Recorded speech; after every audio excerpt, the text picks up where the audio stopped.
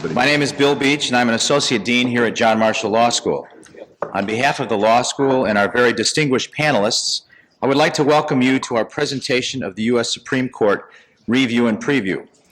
I would also especially like to welcome Mr. Nate Nockin in the front row, who is a member of the class of 1938 from the John Marshall Law School.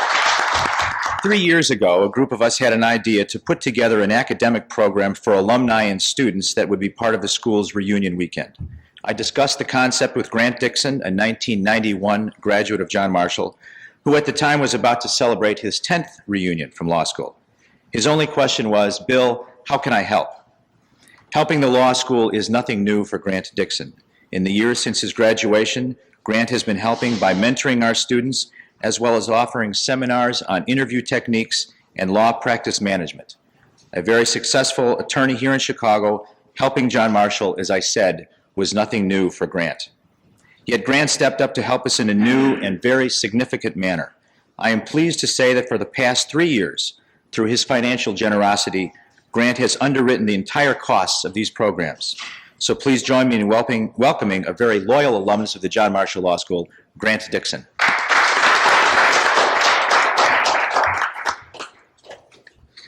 Welcome. It's truly a privilege and an honor to be here and to continue to sponsor this seminar. As I was coming down here today, contemplating my remarks, I couldn't help but think of the tragedy at 69 West Washington last night. And as I was thinking about those people who perished, I started to think about how the Supreme Court has impacted even those types of tragedies that we experience. Starting with Marbury versus Madison and how the rule of law prevails and anarchy will not. Going forward to the right of the press and the Tribune and the Sun-Times to stand in the Daily Center and take pictures.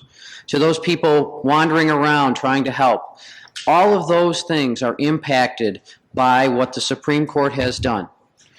And then I started thinking about the last year and what we've seen out of the Supreme Court. And as a lawyer, I'm admitted to the Supreme Court of the United States to practice there, and I went and saw arguments there one day and was absolutely terrified about what I saw.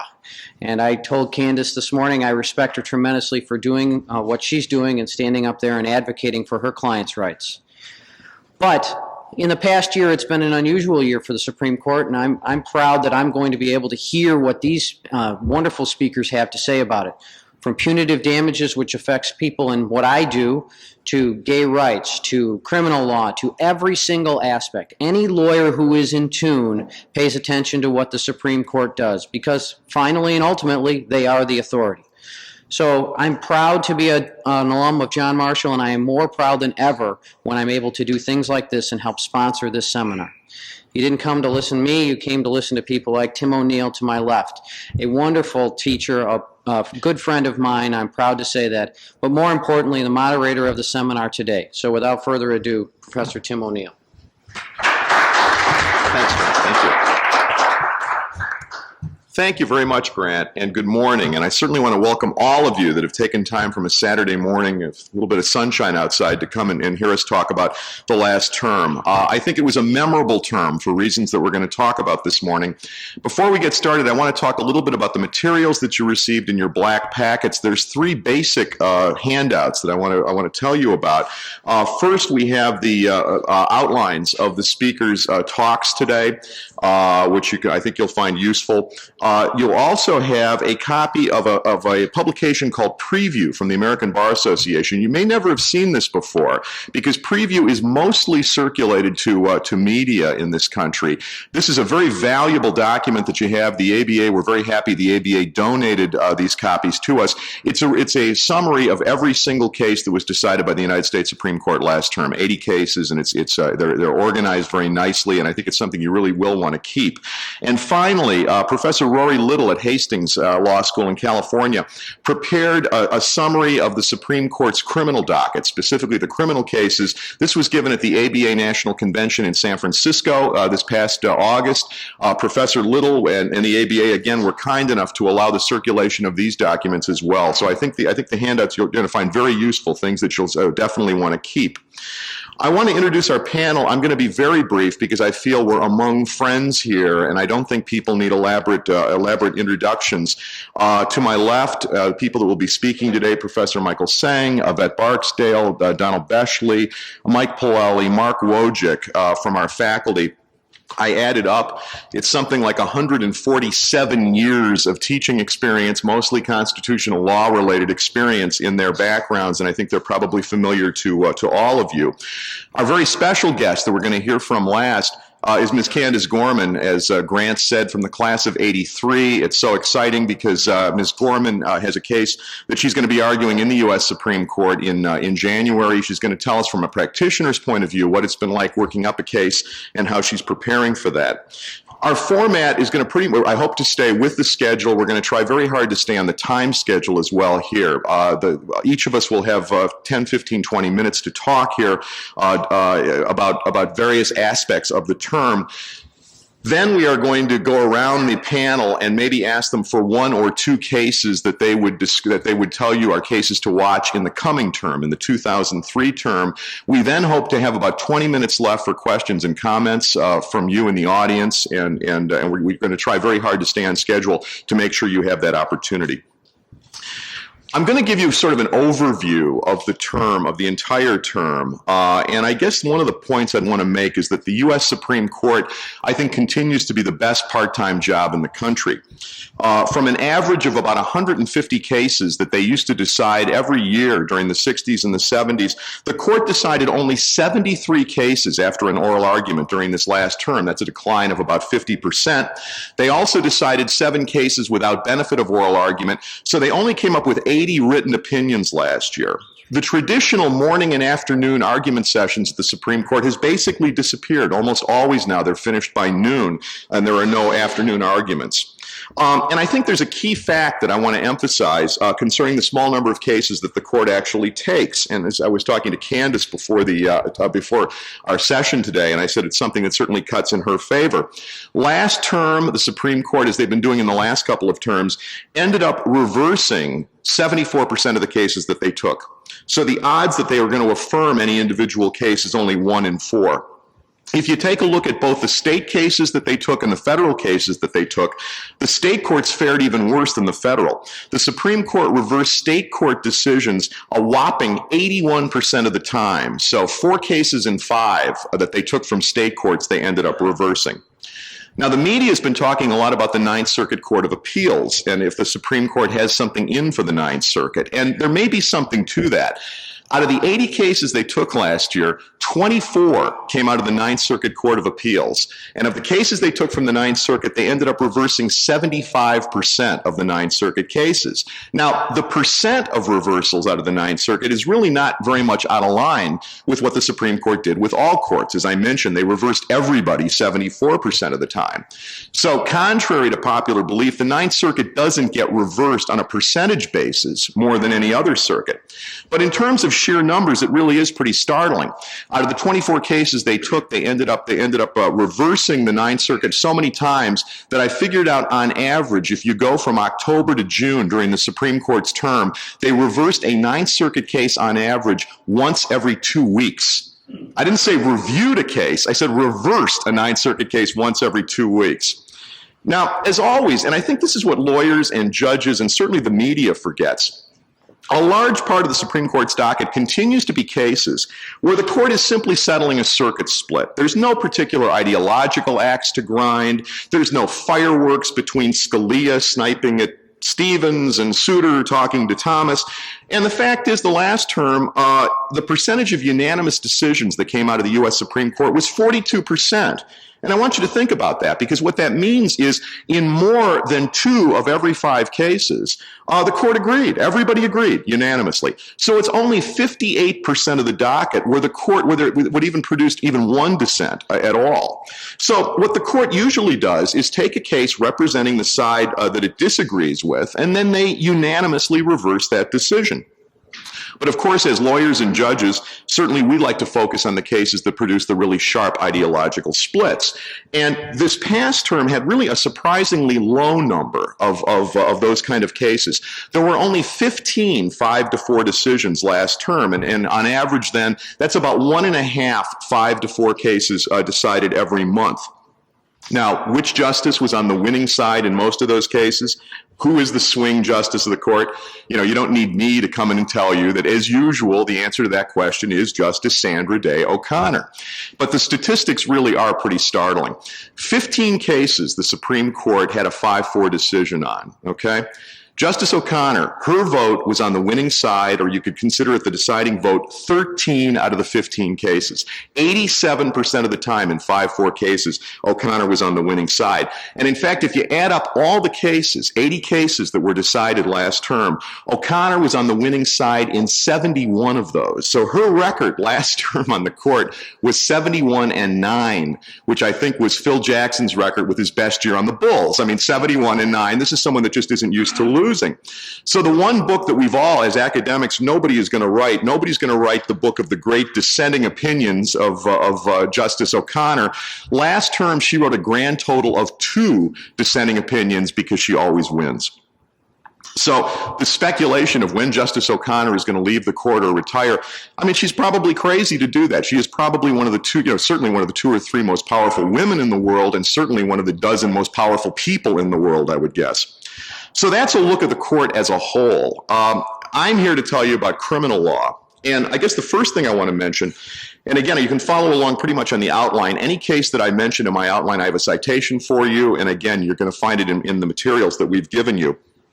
The first thing I'd want to emphasize is the small number of cases, of criminal cases this term. There were only 26 criminal law cases, and that's the smallest number of criminal cases in a long time. And I think even more astonishing is that there were almost no cases in the criminal area on the kind of bread and butter criminal issues that we normally have. There was not a single search and seizure case that was argued last term. There were very few cases about police investigation. There was not a single case about a confession being admitted at a criminal trial. It was just amazing the lack of cases in those areas which the court normally decides. The only Miranda case that we're going to talk about today was a case that came out of a 1983 suit. It wasn't even a criminal case. So if that's true, you know, what kind of criminal cases did the court take? And I was trying to find a way of organizing the material for you to give you some kind of theme. And the theme that I settled on is a theme that you're going to hear my colleagues, I think, talk a good deal about. Because certainly on the civil side of the docket, federalism has been one of the major themes over the last decade of the Rehnquist court. And I think federalism is the theme I would like to use to describe the criminal law term as well. Because what I think you're going to see is that many of the court's decisions can be seen as cases that are trying to keep the federal government out from interfering with criminal proceedings in state courts. You know, again, the reaction to the Warren Court days in the 60s, where federal courts had no trouble going in and telling state courts what they should be doing. Keeping the federal government out of state proceedings, of course, is going to translate into a lot of prosecution victories. So I want to try to give you an example of how this works. The first area I'd like to talk about, and if you follow the outline, is federal habeas corpus. And just to summarize a little bit, with federal habeas corpus, we're talking about situations from state cases where a state case has gone through the state system on direct review. If a person still feels aggrieved by what happened, they then are allowed to go into federal court and ask for a writ of habeas corpus, claiming that their federal constitutional rights were violated by the state. Now, prior to 1996, when a federal court on habeas corpus reviewed a state court criminal decision, it could review all the legal issues with a de novo review. And of course, this meant that the federal court could simply substitute its view of the law for what the state did. In other words, they were able to give no deference at all to what happened in the state courts on legal questions. All of this changed very dramatically in 1996 when Congress passed maybe the oddest title of a statute in a long line of odd titles. This one called the Anti-Terrorism and Effective Death Penalty Act of 1996, which is known as the AEDPA or the EDPA. Under the EDPA, what the rule now says is that a federal court cannot grant habeas corpus unless the state criminal decision was, and I'm going to quote here for a second, contrary to or involved in unreasonable application of clearly established federal law as determined by the Supreme Court, end quote, or, quote, was based on an unreasonable determination of the facts, end quote. What does that mean? The bottom line is this. The EDPA was introduced as a way of keeping federal courts away from state court criminal convictions. The idea was that a lot of deference should be given to state courts. We don't want to go back to the Warren Court days. The EDPA says, if you read between the lines, we don't want to go back to the Warren Court days when federal courts were overturning state court decisions too many times, according to the people that supported EDPA. Now, the Supreme Court this past term emphasized just how limited the EDPA review is by summarily reversing on the very same day two cases from which circuit altogether now? The Ninth Circuit, of course, that got reversed, where the Ninth Circuit had granted habeas petitions to two state defendants. And the two cases are called Woodford v. Visciati and Early v. Packer that I have in the outline. Now, in those two cases, what the Supreme Court said was this. They said that state court criminal decisions have to be given a great deal of deference under EDPA. How great must that deference be? Well, the court very bluntly said that a state court criminal decision must be given, and I'm quoting here, the benefit of the doubt. The United States Supreme Court specifically used the expression, the benefit of the doubt, by federal courts on habeas review. The Supreme Court said a federal court has to differentiate between those state decisions that are merely wrong or merely incorrect. Those you have to leave alone. It's only the ones that are unreasonable that federal habeas review can affect. So what's the difference between a wrong decision and an unreasonable decision? You know, I mean, I just teach criminal procedure. I'm not a metaphysics professor. All I know is it means that it's extremely difficult these days to convince a court that what happened below is something, a habeas corp, that convince a court to interfere with a state court decision. A little later today, we're going to see one habeas corpus case where indeed the U.S. Supreme Court actually, hallelujah, found a habeas corpus to be properly granted, and I'll talk about that in a couple of minutes. The final habeas decision in that I have cited in the outline is a case called Woodford v. Garceau. What Woodford did is increase the number of cases that are covered under the EDPA umbrella, and the EDPA umbrella once again means it's going to be more difficult to grant, to find habeas corpus should be granted. Now, this same theme of leaving state courts alone, I think, can also be seen in the court's decisions in the sentencing areas. And a couple of cases that certainly were highly publicized that I'm sure you read about were the California 3 strikes and you're out decisions.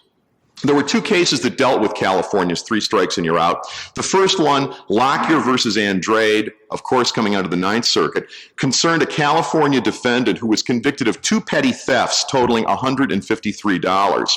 Now, because of Andrade's prior criminal history, California invoked its 3 strikes and you're out recidivist law, and they gave Andrade 2 consecutive 25-year to life sentences for the $153 robberies.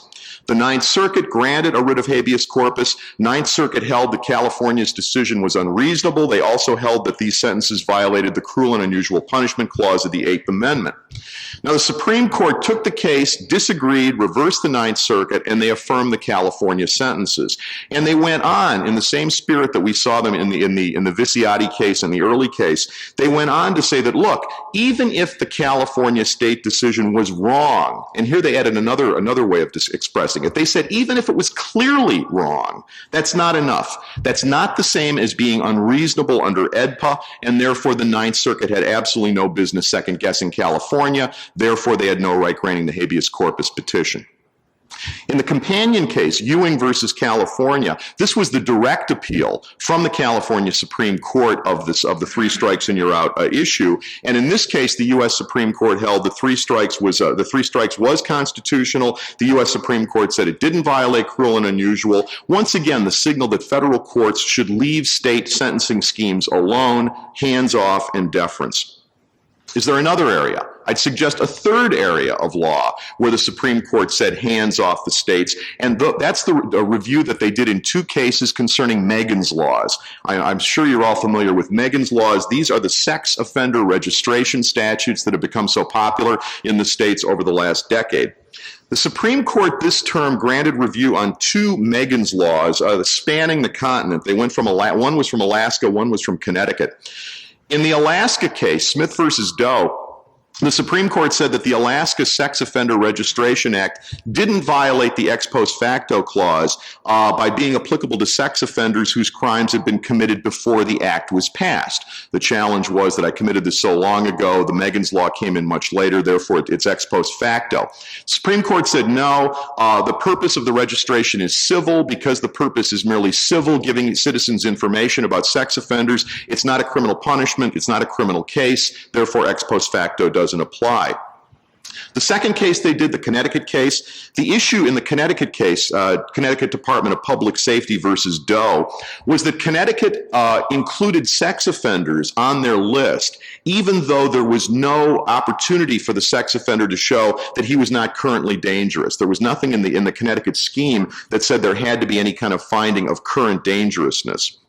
And what the court said, and what the court said is no problem. Connecticut has the right to run this. If they decide the current dangerousness is not something that should be considered to be under Megan's Law, Connecticut has the right to do that. Federal courts have no right to intervene in this. They have to leave Connecticut alone.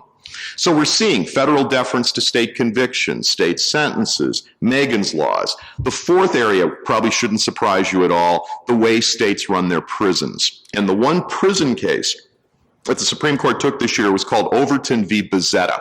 And what this concerned, this was a case out of Michigan. And the issue in Overton was the Michigan prison's rules on contact visits that could be held between prisoners and their friends. By a contact visit, we're talking about, literally, flesh-to-flesh visits where you don't have a screen or a glass between them. Michigan had a number of rules greatly restricting the number of people that could have contact visits. Sixth Circuit found some problems with it. The U.S. Supreme Court said, no problem. We are not going to interfere with the way Michigan runs its prisons. Michigan must be given a lot of leeway. We assume they know best on what they're doing on these rules. And once again, federal courts have no business interfering with the way Michigan does this.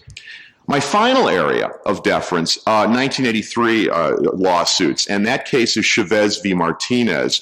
And briefly in Chavez, it was a case that found that where police, even if they deliberately violate Miranda warnings, even if they deliberately flout Miranda warnings in an interrogation room setting, and they get statements from that person, there is no Fifth Amendment violation, the court held. There is no Fifth Amendment self-incrimination violation unless those statements later are used at a criminal trial. Only then has a person made to become a witness against themselves improperly. The upshot of the case for our purposes is that Chavez v. Martinez greatly is going to reduce the number of 1983 suits and litigation that can be brought against police departments where there's evidence that police departments are deliberately flouting Miranda in order to get statements they can use in impeachment. Once again, bottom line, the court is sending these signals. Federal courts should stay out of state issues, hands-off state issues, trials, sentences, prisons, Megan's laws, 1983 liability, stay out, let states have a good deal of leeway. Is there any good news for the defense? Well, once in a while, something good comes up. And I guess there are 3 defense victories I'd focus on. And I think the first one was one that surprised a lot of people, including myself. Came out the last day of the term. I don't know whether it got a lot of newspaper coverage. Certainly people that do death penalty litigation noticed this. A case called Wiggins versus Smith. In Wiggins v. Smith, case out of Maryland, where you had a defendant's public defenders, Wiggins' public defenders, a conviction came up at trial. They went to the death hearing. And at the death hearing, what they decided to do was focus on one aspect of the case. They wanted to focus on the fact that Wiggins didn't actually commit the killings, okay? They ran that theory by the jury. The jury didn't buy it. Jury comes back with a death sentence. And I think surprisingly, the U.S. Supreme Court found that Wiggins's attorneys were ineffective. The state argued, hey, it's a strategic choice. They can run their death hearing any way they want. But what the Supreme Court said was they should have investigated more. They should have found out whether there was something in Wiggins's background. There was some evidence that the kid had a troubled background. They had a duty to find out if there was more. If there's smoke, maybe there's fire. Maybe they're not going to use that information eventually, but they should have done the investigation. 7-2 decision, U.S. Supreme Court, only Scalia and Thomas on the dissent on this one. O'Connor wrote the opinion and found that this was ineffective, and it's certainly something the death penalty people are looking at very carefully.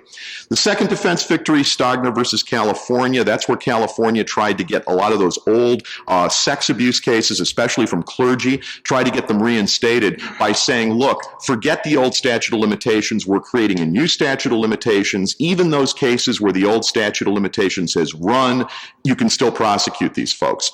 5-4 decision, bitterly divided Supreme Court. 5-4 decision said you can't reinstate those cases. It violates the ex post facto clause. Once the statute of limitations is run, you can't bring them back. Final case, Sell versus United States. This is the case where the Supreme Court placed significant new restrictions on the government's ability to force medication on defendants in order to make them competent to stand trial. So that's a pretty quick review of the criminal side of the docket. To begin our civil side, I'm very pleased to introduce the co-executive director of the John Marshall Law School Fair Housing Legal Support Center and Fair Housing Legal Clinic, Professor Michael Seng. It's a pleasure to be with you all this morning. I'm going to follow up on a theme started by Tim, and that's sort of the unanimity of the United States Supreme Court in many of these cases this fall. The theme of last year's session in the area of civil rights, I would say, at least from my perspective, is we greatly miss Thurgood Marshall and William Brennan. Their perspectives are clearly missing from the court.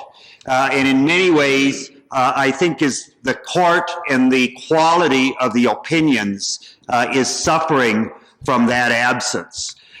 3 cases especially support my theme. One of them is Cuyahoga Falls versus Buckeye, and the other 2 are the 2 University of Michigan cases dealing with affirmative action. In all of these cases, I think the court was able to avoid some of the most difficult issues because there was no one on the court that was really willing to raise them.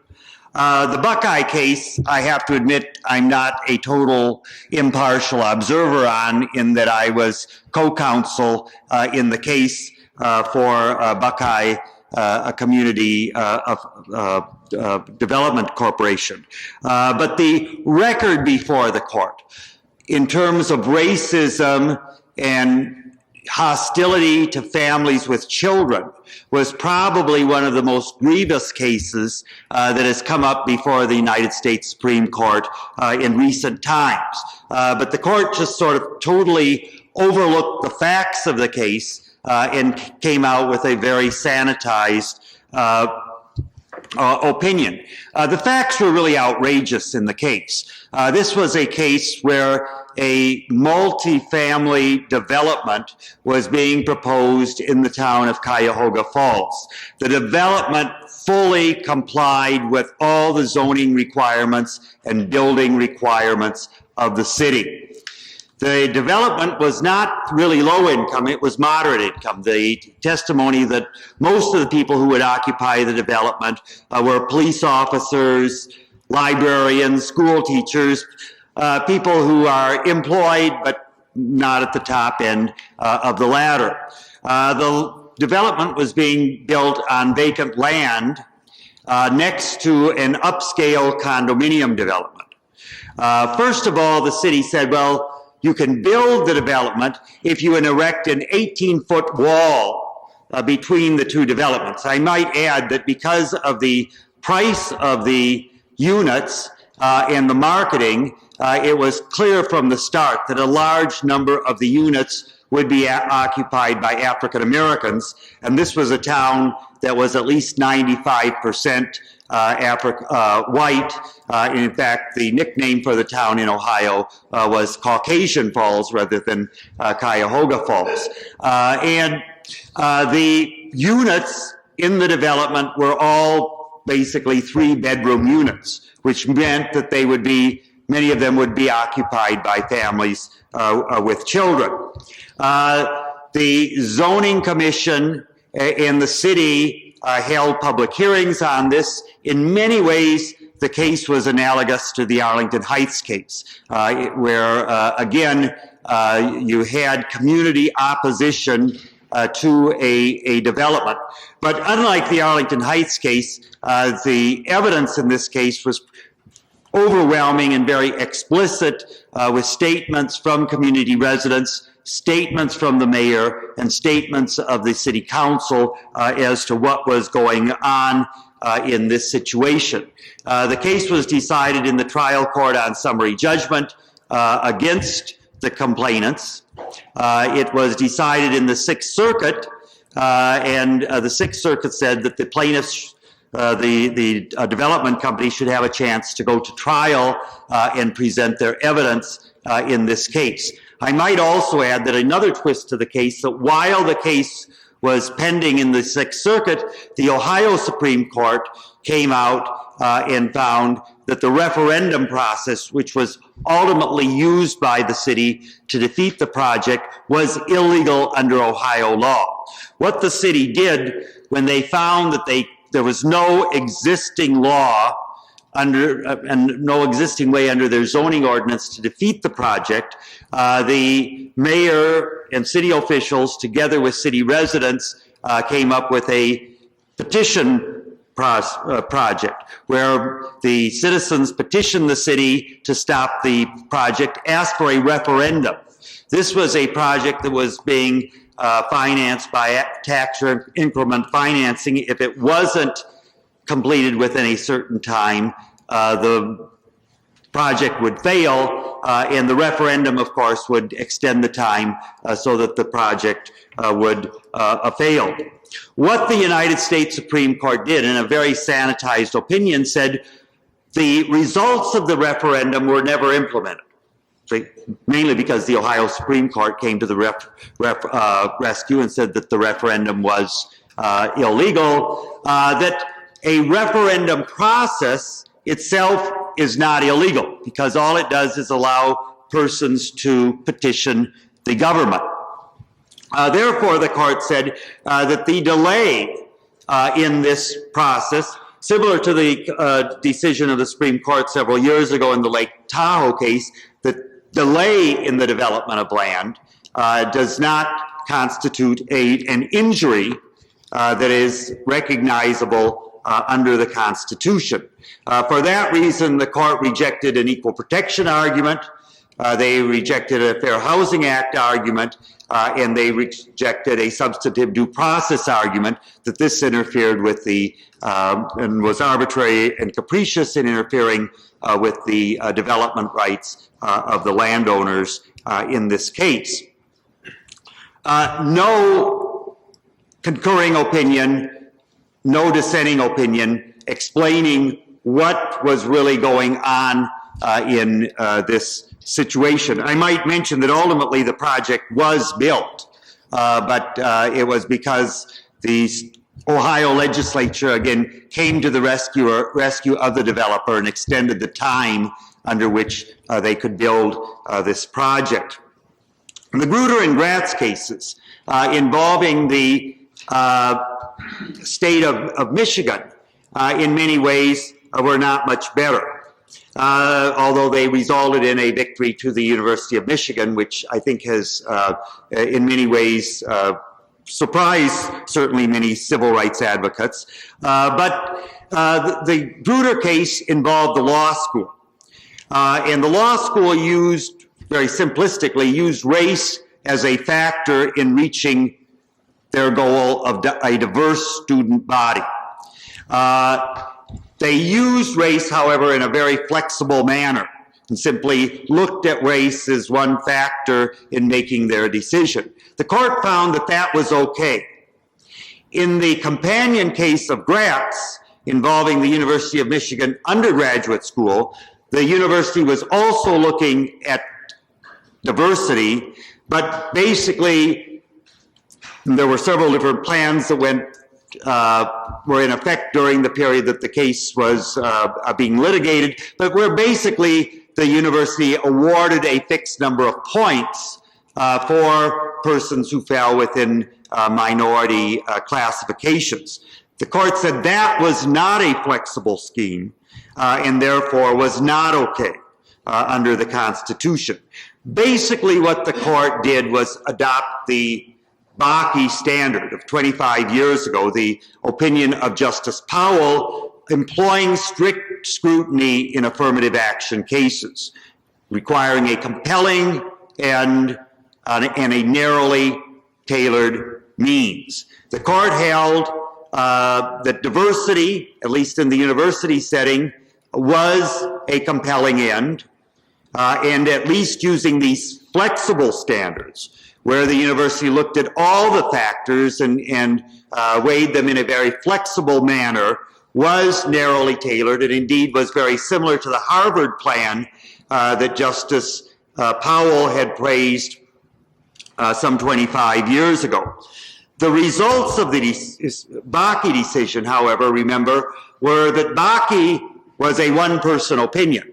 The opinion adopted by Justice O'Connor was the opinion of Justice Powell, but there were four sides that argued that affirmative action was never valid, at least under Title VI of the Civil Rights Act of 1964.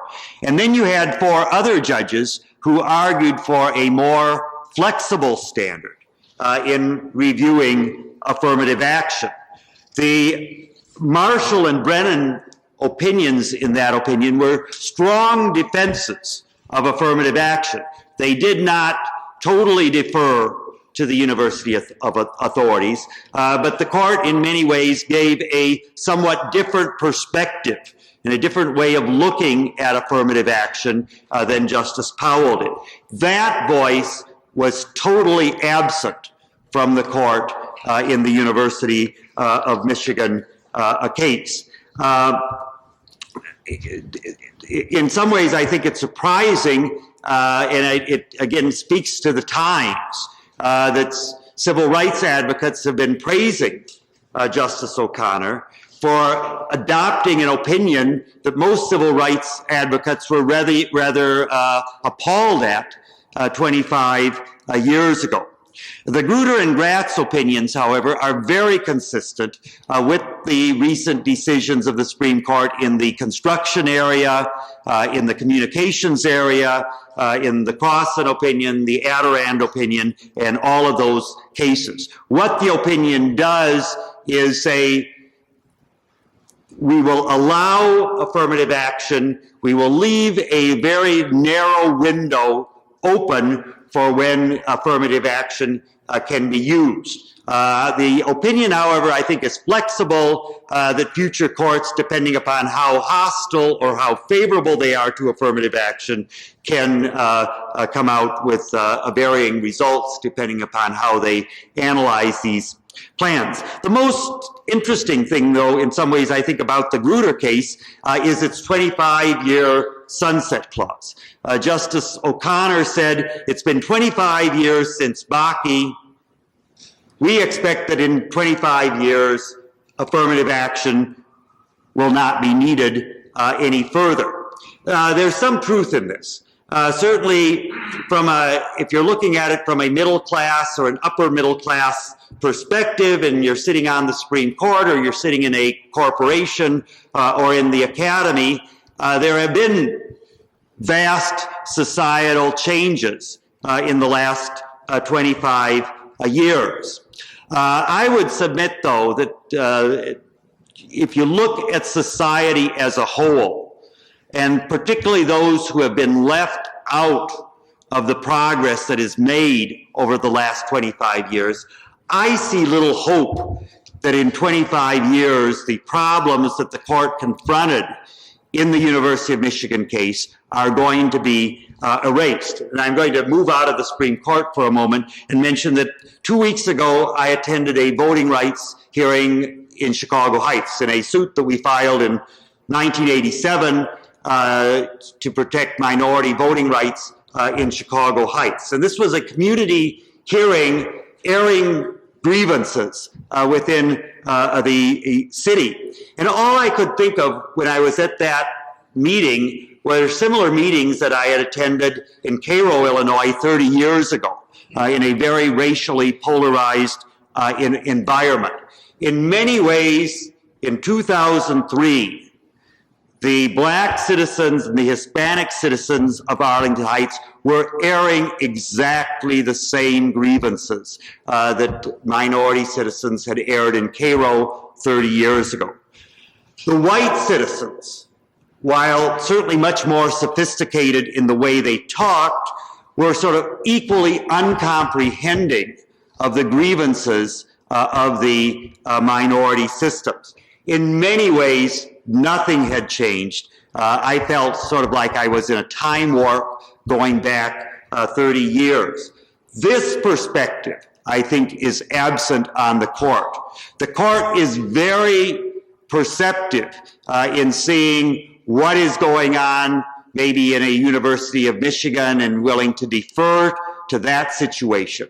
In Cuyahoga Falls, where in many ways you had overt racism that in many ways reminded you of problems going back years ago, the court swept over that and was unwilling to confront those types of situations.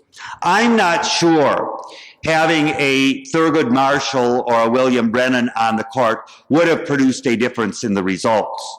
But I'm quite sure that had they been on the court, they might have even voted along with the majority, but I suspect they would have given at least a concurring opinion or possibly even a dissenting opinion, outlining some of the problems that were presented in these cases that were just simply totally ignored by having their perspectives. So in my opinion, the Buckeye case, the Grutter case, and the Gratz cases really would have been benefited by a dose of reality. And that dose of reality, I really think, is absent from the court these days. Thank you, Mike. Our next speaker is Professor Yvette Barksdale. The two cases that I'm going to address from the last term involve the issue of federalism, which Professor O'Neill touched on with his discussion of the criminal cases. That is the relationship between the constitutional relationship between the federal government and the state governments. And as you may know, it's been kind of a project of the Rehnquist Court to reinvigorate federalism doctrine. They've sought to both limit federal power and also to increase the relative power of the states. And in doing so, they countered really an almost 50-year post-New Deal consensus. And under this post-New Deal consensus, essentially the constitutional limits on federalism, on this allocation of power between the federal and state governments, those constitutional limits on federalism were essentially given over to basically the almost non-reviewable discretion of Congress through its legislative process. So the idea was Congress, through legislation, would decide, how broad federal power would be, what states could do and what states couldn't do. And as long as Congress had a rational basis for their decision, then that was enough. And so the court basically took itself out of the picture. But when the Rehnquist Court came in, they really moved to shift from this, sort of political resolution to federalism to one in which the courts really now were going to write in judicially enforceable limits on Congress's legislative powers and also to heighten constitutional protection for essentially states' rights through the 10th and the 11th Amendment. And so you have a series of cases coming out of the the Supreme Court, which is doing this. For example, in this Lopez case, which was in 1995, for the first time since the New Deal, it'd been, since even before the New Deal, really, the Supreme Court struck down a federal statute as outside of Congress's power under the Commerce Clause, which is the primary vehicle for congressional legislation. And in that case, the court struck down this Gun-Free School Zones Act, which basically had criminalized gun possession near a school. So if you were near a school, you had a gun, you committed a criminal offense. And the court said that Congress had not shown that there was a sufficient relationship between possessing the simple possession of a gun near a school and interstate commerce. And they did so even though there was substantial evidence that, okay, well, gun possession near schools leads to, gun violence in schools, and gun violence in schools has significant impacts on interstate commerce through, for example, depressing the learning environment and making it more difficult for students to learn, which means that they're less capable in the economic process. And then second, with respect to just the economic cost of gun violence, right, which is, has a huge economic impact.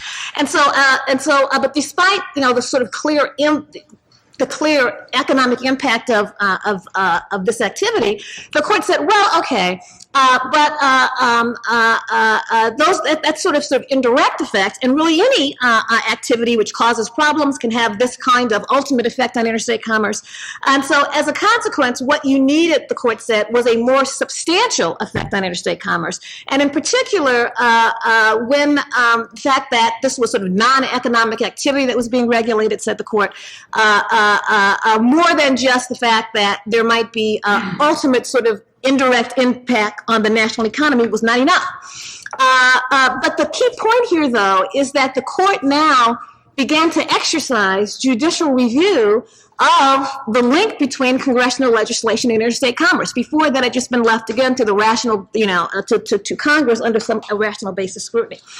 Okay, in addition to narrowing the commerce power, we also have another series of decisions. We also have the Rehnquist Court narrowing Congress's power under the Reconstruction Amendments, which, as you know, the 14th Amendment, which protects equal protection, due process, etc., also has a clause which grants Congress power to legislate to enforce the provisions of the Reconstruction Amendments. And again, in the past, Congress had been given significant authority with respect to determining whether or not this particular legislation was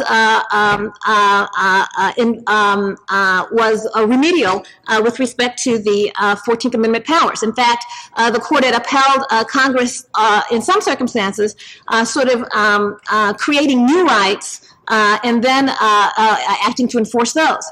But what the Supreme Court did was to articulate a very narrow standard which significantly limited Congress's power to enforce these Reconstruction-era amendments. And it did so by two things. By one, saying Congress's only authority under these amendments is remedial, and what Congress can remedy has to be actual violations of these amendments. And as it turns out, who decides whether there's a violation of the amendment? The court. And then second, that whatever legislation Congress passes must be congruent and proportional to remedying these violations of the amendment. And so as a consequence, in the City of Bonet versus Flores case, we see the court invalidating this Religious Freedom Restoration Act, which Congress had passed. And Congress had passed that in reaction to a decision by the Supreme Court that essentially said there is no free exercise religious exemption to generally applicable state laws. And that involved a case in which there were Native Americans for whom part of their religious ritual was the smoking of peyote, which was a narcotic substance. And so they were had their employment benefits terminated because they were engaged in this unlawful activity. But they were claiming, this is our religious expression. It's part of our religious activity. And so as a consequence, we ought to have some kind of exemption from this generally applicable state law. The Supreme Court said, oh, no, that does not violate your free exercise rights. And so Congress, really very, almost extraordinarily annoyed with this, passed a law which essentially gave individuals a free exercise right as against these generally applicable state laws if they could show that the state laws substantially burden their religious freedom. And so this was now a statutory right? You could make a claim that a generally applicable state law substantially burden your religious rights, and then that could give you a cause of action against the state. But the Supreme Court said Congress lacked power to enact that law. It was not a Commerce Clause law, they said, because it wasn't limited to, activity that had a substantial relationship to interstate commerce. And it didn't come under the 14th Amendment legislative power. They said because it attempted to essentially remedy a right which was not protected by the amendment, this new right which Congress had created that gave people free exercise rights beyond those protected by the court. And so the court said, you can't do this. You can't use your remedial power to remedy anything other than what we have already said are constitutionally protected rights. That's number one. And then second, to the extent that they gave these folks a sort of across-the-board remedy as against state action, the court said that their remedy wasn't sufficiently narrow enough, the Congress, to fall within this amendment. But again, this is a narrowing of Congress's power. So all Congress can do are to remedy violations of this amendment, which the court has already defined. And if the court doesn't define the right, then there's nothing Congress can remedy. Okay, so now in addition to restricting Congress's legislative powers, you also have the Rehnquist Court reviving state protections against federal laws under the 10th and 11th Amendment, which limits the ability of Congress to directly regulate the state governments. And so with the 10th Amendment, you have the court trying to revive this doctrine that said that certain state activities would be exempt from federal regulation. So this was a case in the usury case in which this is before really Rehnquist was Chief Justice when he was just an ordinary justice. But that case held that police and firemen and other state employees who exercise either essential or integral or traditional state functions, that they would be exempt from federal legislation like minimum wage, maximum hour laws. And this was a constitutional exemption for state employees. And it was, again, an attempt to try to limit Congress's ability to apply its legislation to the state and to give the state a judicially enforceable protection as against these federal laws. Ultimately, that, trying to distinguish which employees were in and which were out, that proved unworkable, and it was later overruled by the Garcia case. But the court still continued on this crusade of trying to write in constitutional protection, as a matter of constitutional right for states. And so you have cases like Prince saying that the federal government cannot, for example, deputize state officers to enforce federal laws. And that was a provision in the Brady Bill in which these state officers would basically required to do background checks for gun control. And the court said, no, you cannot turn state officers into deputies to enforce federal law. But, probably the most significant restructuring of federalism with the Rehnquist Court has been under the 11th Amendment, with respect to state sovereign immunity. And the court has, in particular, concluded that Congress lacks power to abrogate state sovereign immunity through its Article I power. So if Congress just enacts ordinary Commerce Clause legislation, okay, but they can't, in the course of that Commerce Clause legislation, abrogate sovereign immunity and give people a cause of action in damages, for example, as against the state to enforce these provisions. And so again, this means that as for a whole class of legislation, even if Congress turns out they can apply it to state officers after all, even if they can do that, apply it to state officers after all, they cannot create a damage remedy as against the state by private officers. And so there were a series of decisions which said that. Okay, now, the one thing the court has done, though, has to have said that you can abrogate sovereign immunity under Congress's Reconstruction era powers because the 14th Amendment came after the 11th Amendment, and so as a consequence, if Congress acts under the 14th Amendment, they can abrogate sovereign immunity, and also the 14th Amendment was meant as a limit on state powers. But as we've seen before, the court has been narrowing the scope of Congress's 14th Amendment power, so that narrows the window that Congress has to enact these laws that then, that will permit them to waive sovereign immunity. immunity. So you've got another whole series of cases from like with respect to the Age Discrimination in Employment Act and the Americans with Disabilities Act, in which Congress applied those laws to state employees and then gave the state employees a a remedy against the state for violation of those provisions. And the court said, okay, yeah, well, they do involve sort of discrimination type activity. But they don't fall within your 14th Amendment power because under our precedent, age discrimination, disability discrimination is subject only to rational basis review. And so as a consequence, whatever discrimination the states are doing, it's not going to be unconstitutional if they have a rational basis for doing so. And since you don't have a pattern of these state violations of the Constitution, you have no power as Congress to remedy this action by the state. And so, again, you have these series of decisions in which, there's a window for waiving state sovereign immunity under the 14th Amendment, but the power is so narrowly construed that it basically doesn't exist. And that sort of leads us to our cases for the current term. And that is, despite all of this bluster, except for the sovereign immunity, Congress still ends up having a lot of power because there are many different ways in which Congress can sort of enact the same law through other means. But there were two cases on the current term that had the potential for even more substantially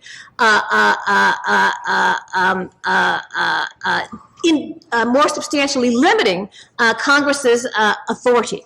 And those were the Nevada Department of Human Resources versus Hibbs and the Pierce County versus Washington versus Grillen. The Nevada Department of Human Resources case raised this issue as to whether or not Congress could waive sovereign immunity under its 14th Amendment powers for state violations of the Family and Medical Leave Act. I don't know if you're probably familiar with that act. It basically gives all employees up to 12 weeks unpaid annual leave. Well, not all employees, but most employees, up to 12 weeks unpaid annual leave for family emergencies and so forth.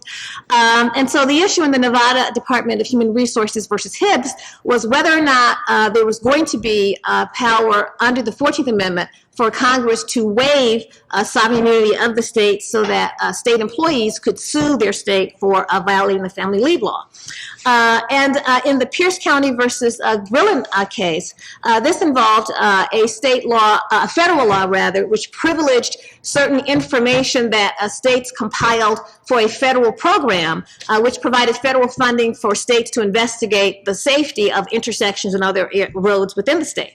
And so whatever reports the state collected as part of its investigation, those reports were privileged from disclosure in state or federal tort litigation involving the accident sites. And the theory there was that they didn't want these reports to basically turn into what they call one-stop shopping for tort litigators who would then say, okay, great, now there's all this information about how hazardous the intersection was, so let's go there and get that and use it in our lawsuit.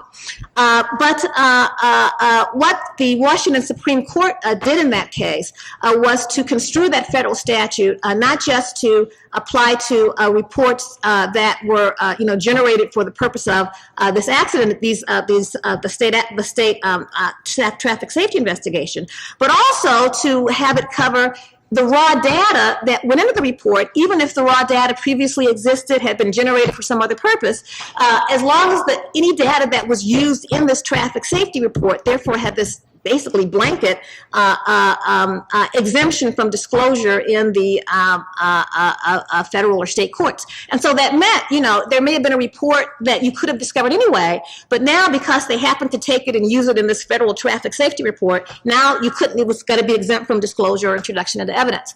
And having interpreted the statute that way, what the Washington Supreme Court did was then say, it's unconstitutional because Congress is intruding too much in the authority of the local and state court systems to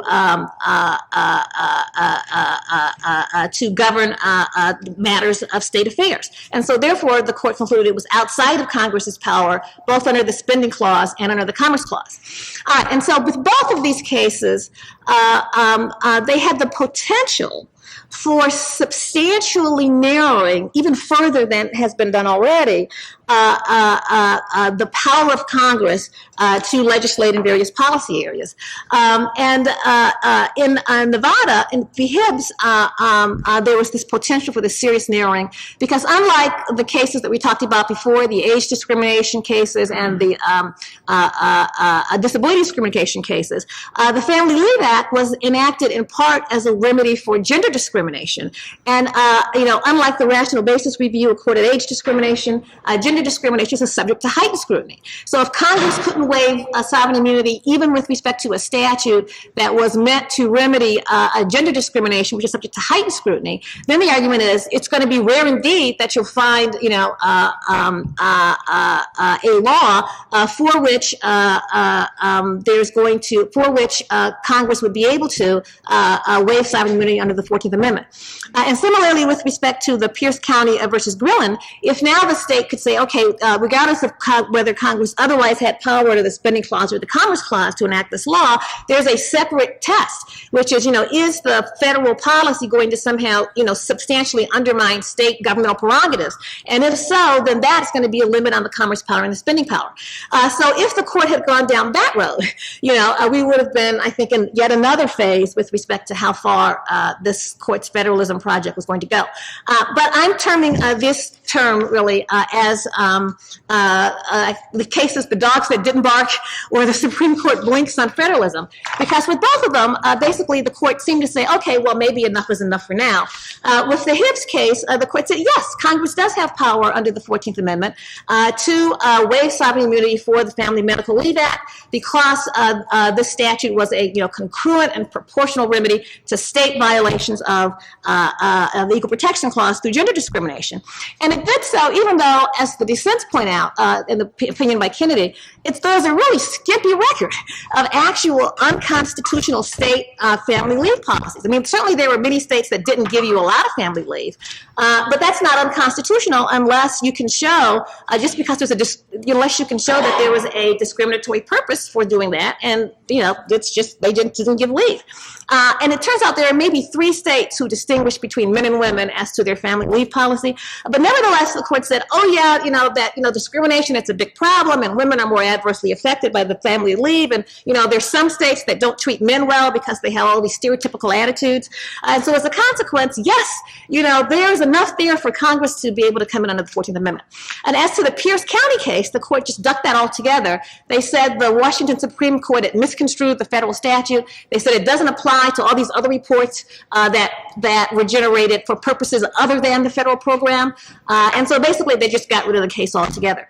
Now, I guess the remaining question is, does this mean the court is retreating a little bit from some of the potential implications of its federalism project, or is it just taking a breather for this term and we'll be back to business next term? So we'll see. Thank you, Yvette. The court had a couple of major First Amendment issues they dealt with, and we have Professor Don Beschle to talk about those. Good morning. I'm not going to talk about federalism because the thing, and after a while, federalism does get a little boring. But the thing I want to use as a theme, and it extends beyond the First Amendment cases, and actually it probably shows up more drastically in a couple of other things you're going to hear about Grutter that Professor Seng talked about, and Lawrence that Professor Wojcik's going to talk about. My theme, with apologies to the Oldsmobile Corporation, is this is not your father's strict scrutiny, and it's not your father's low-level scrutiny anymore. Things are getting complicated. But anyway, to focus on the First Amendment for a while, we lawyers and law professors have a tendency to make things as complicated as we possibly can in order to show how smart we are. But it's probably helpful in actually understanding what's going on to try to focus and simplify questions as much as we can.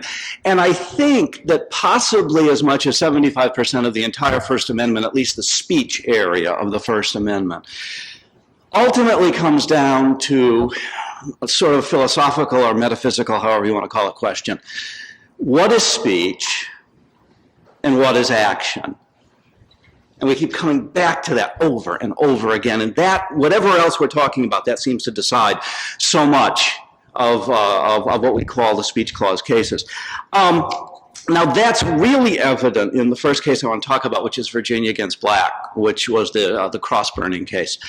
Virginia had a statute, an anti-Klan statute, that made it unlawful for any person with the intent of intimidating any person or group of persons to burn or cause to be burned a cross on the property of another, a highway or another public place. Second part of the statute, and this is important, the burning of the cross itself, said the statute, shall be prima facie evidence of the intent to intimidate. Okay? Couple of cases consolidated. Black, the defendant Black, led a Klan rally on private property that included a cross burning, which more or less just serendipitously had been overheard by someone who was not a member of the organization. He was convicted under the act. Elliott and O'Mara, two other defendants, had burned a cross on the lawn of their African-American neighbor, apparently in anger over a personal dispute. It's unclear how much of that, if any, was actually racial. The plurality opinion from the Supreme Court, O'Connor, unsurprisingly, the author of the opinion, joined by Rehnquist, Stevens, and Breyer, held that the statute, the first part of the statute, it was basically constitutional because it banned not simply passionate political hyperbole, but it banned intimidation or true threats, phrase which dates back to a 1969 case called Watts. Now, one of the interesting things for First Amendment fans is that this sort of picks up on what I've said for a long time is the ignored part of Justice Frank Murphy's definition of fighting words in Chaplinsky against New Hampshire, which was that famous case that gave rise to what's become known as the fighting words exception to the First Amendment. Justice Murphy wrote that fighting words, not protected by the First Amendment, are those which by their very utterance inflict injury or tend to incite an immediate breach of the peace. The subsequent cases all focused on tend to incite an immediate breach of the peace. And that phrase, where the very utterance tends to inflict injury, in subsequent cases was sort of treated by the court as if Justice Murphy was clearing his throat. And they really aren't there. Right? But this comes back here, and Murphy's insight returns in these kinds of cases. The ability of Virginia to punish, single out cross-burning also was somewhat surprising, to say the least, in light of a 10-year-old or so case called RAV against City of St. Paul, which many of you may be familiar with, in which a St. Paul, Minnesota ordinance that singled out cross-burning on racial, religious, and some other grounds was criminalized. And the court in 92, to no little surprise to those of us who read it, instead of simply invalidating the statute as being vague or overbroad, which several of the justices wanted to do, went so far as to say in an opinion by Justice Scalia that, well, we didn't really mean, we never really have meant that fighting words are unprotected. What we mean is they get a lower level of protection, and if you're gonna ban fighting words, you have to ban all of them, not just some. So you can't single out cross-burning. So we figured, okay, the Virginia statute is dead, but the Supreme Court here says, no, we're going to uphold this because we can distinguish, we can single out a particular kind of, if you want to call it hate speech, that actually promotes or intimidation and fear. That's okay, and we're going to distinguish St. Paul because they went on in their ordinance to say, well, with the purpose of intimidating on racial, religious, et cetera grounds. Virginia said, well, burning a cross with the intent to intimidate anyone for any reason so that's okay. I don't know if it's a convincing distinction or not. Justice Thomas, interestingly enough, in concurring, providing the fifth vote, he went right back to the action-speech distinction, and he said, well, cross-burning is not speech. It's a thing. It's burning the cross, which, again, if there hadn't been 40 years of earlier Supreme Court jurisprudence on this issue, would make a lot of sense, but he completely rejected the symbolic speech idea. This true threats thing is very interesting because just a couple weeks ago, the court denied cert on a Ninth Circuit case, which I guess they agree with, Planned Parenthood against American Coalition of Life Activists, which is in your materials. And that involved, you may have read about that one, a private cause of action against an anti-abortion group that posted wanted posters on their website of abortion doctors. And when those abortion doctors were killed, or had been killed, past tense, not by members of the organization, but by others, they would then put X's through them, okay, on the site. Now, the Ninth Circuit is a very interesting case if you want to read it, because there are dissents and arguments back and forth, argued over whether this was a true threat or, as the website sponsors argued, it was a warning. We're not threatening you. We're just letting you know that you're in danger. And I suppose you could say that about the cross burning, right? The Klan cross burning. We're not going to do anything to you, but we're warning you. Get out of town or whatever. What's the distinction between? So, must the speaker actually intend via the other question, right? Is it enough that the speaker intended, assuming he did, to frighten? Or must, which was enough for the majority in the Ninth Circuit, or must the speaker be shown to actually have intended that he will follow up on the threat?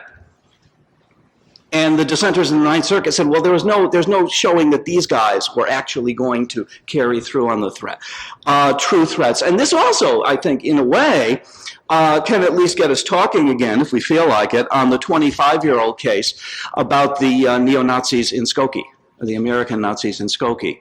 I don't know how many of you remember that, folks here of varying ages,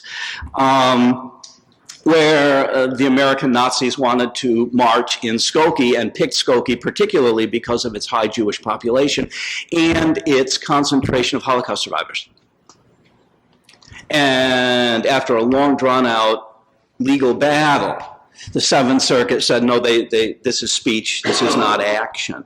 Well, what was this? Was this a threat to the Holocaust survivors? Was it intimidation? Or was it simply speech?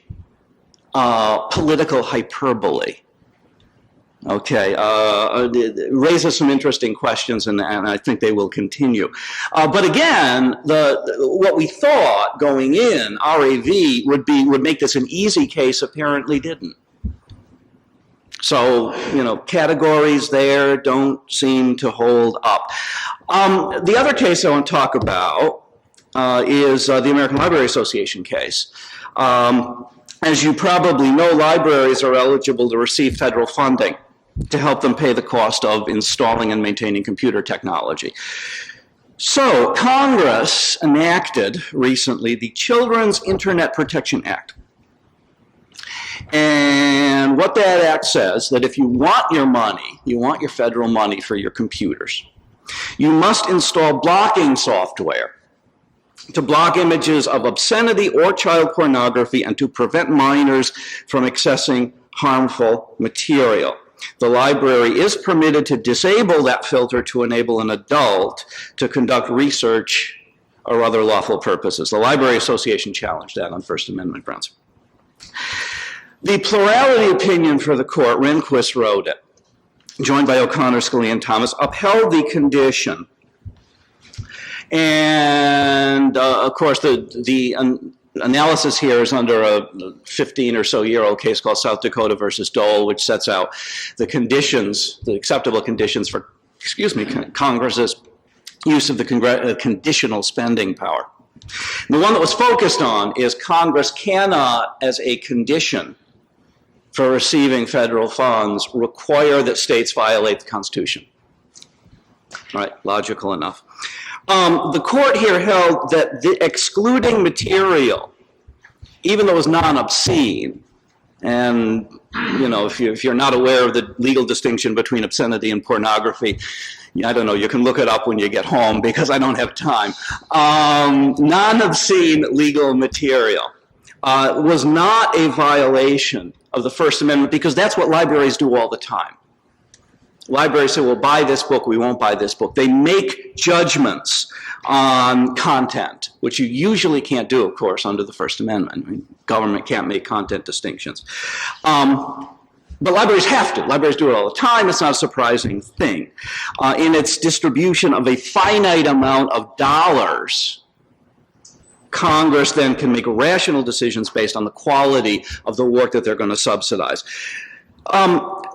Dissenters, though, Souter, Ginsburg, Stevens, said a couple of things. First of all, they said because of the fact that filtering systems don't work precisely, they filter out more than what they're targeted at, possibly less than they're targeted at.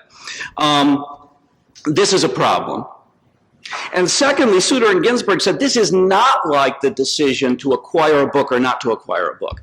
Because when you decide which books to acquire, you've got to make decisions. This one's in, this one's out. You got a finite amount of dollars, and you got a finite amount of shelf space. When you hook up to the internet, you don't have to make decisions. It doesn't cost you any more or any less to allow access to certain websites or not to allow certain websites. Stevens said particularly he wasn't sure that a local library's decision to block would be unconstitutional, but he thought Congress forcing them to do so would be. Kennedy and Breyer concurred, and they said we concur, but only because we read the statute to make it relatively easy for an adult to get the library to unblock. And if that was not the case, we'd have problems with it. All of that is the decisive stuff in American Library Association. But what I liked was Justice Breyer's statement in his concurring opinion, where he said, I really don't want to talk about the rational basis test, which is what the majority implied. And I really don't want to talk about the strict scrutiny that the other dissenters are talking about. I want to talk about a heightened but not strict approach, balancing all the relevant factors. Context, context, context, right? Same thing back in Black. Context, context, context. Even Justice Thomas almost contradicts himself in his opinion. Before he says, this isn't speech, burning across, it's action. His first paragraph is really fascinating. His first paragraph is, there are some things, like and burning across is one of them. There are some symbols that just can't be understood unless you're part of the community and its history. A burning cross means nothing outside of the context of American history. The majority opinion points out, I didn't know this, the majority opinion points out that the first appearance of a burning cross that we can find in history was that Scottish tribes used to signal each other with burning crosses, right? So you burn a cross in Scotland, it has an entirely different meaning. And then he goes on to say, but this isn't speech. Anyway, context though. And this, again, is what I sort of want to leave you with. Is there a connecting thread between Breyer's opinion, Black, Grutter, and Lawrence? In Grutter, the court applies strict scrutiny, right? And the government wins. The state of Michigan wins. In Lawrence, which you'll hear about later, the court applies low-level scrutiny, and the state loses. Wow. If you went to law school 20, 25, 30 years ago, my God, this, the world turned upside down. You probably learned, I did, that once the court puts a case in the strict scrutiny box, it's all over for the government. Once the court puts a case in the low-level scrutiny, rational basis box, it's all over for the government.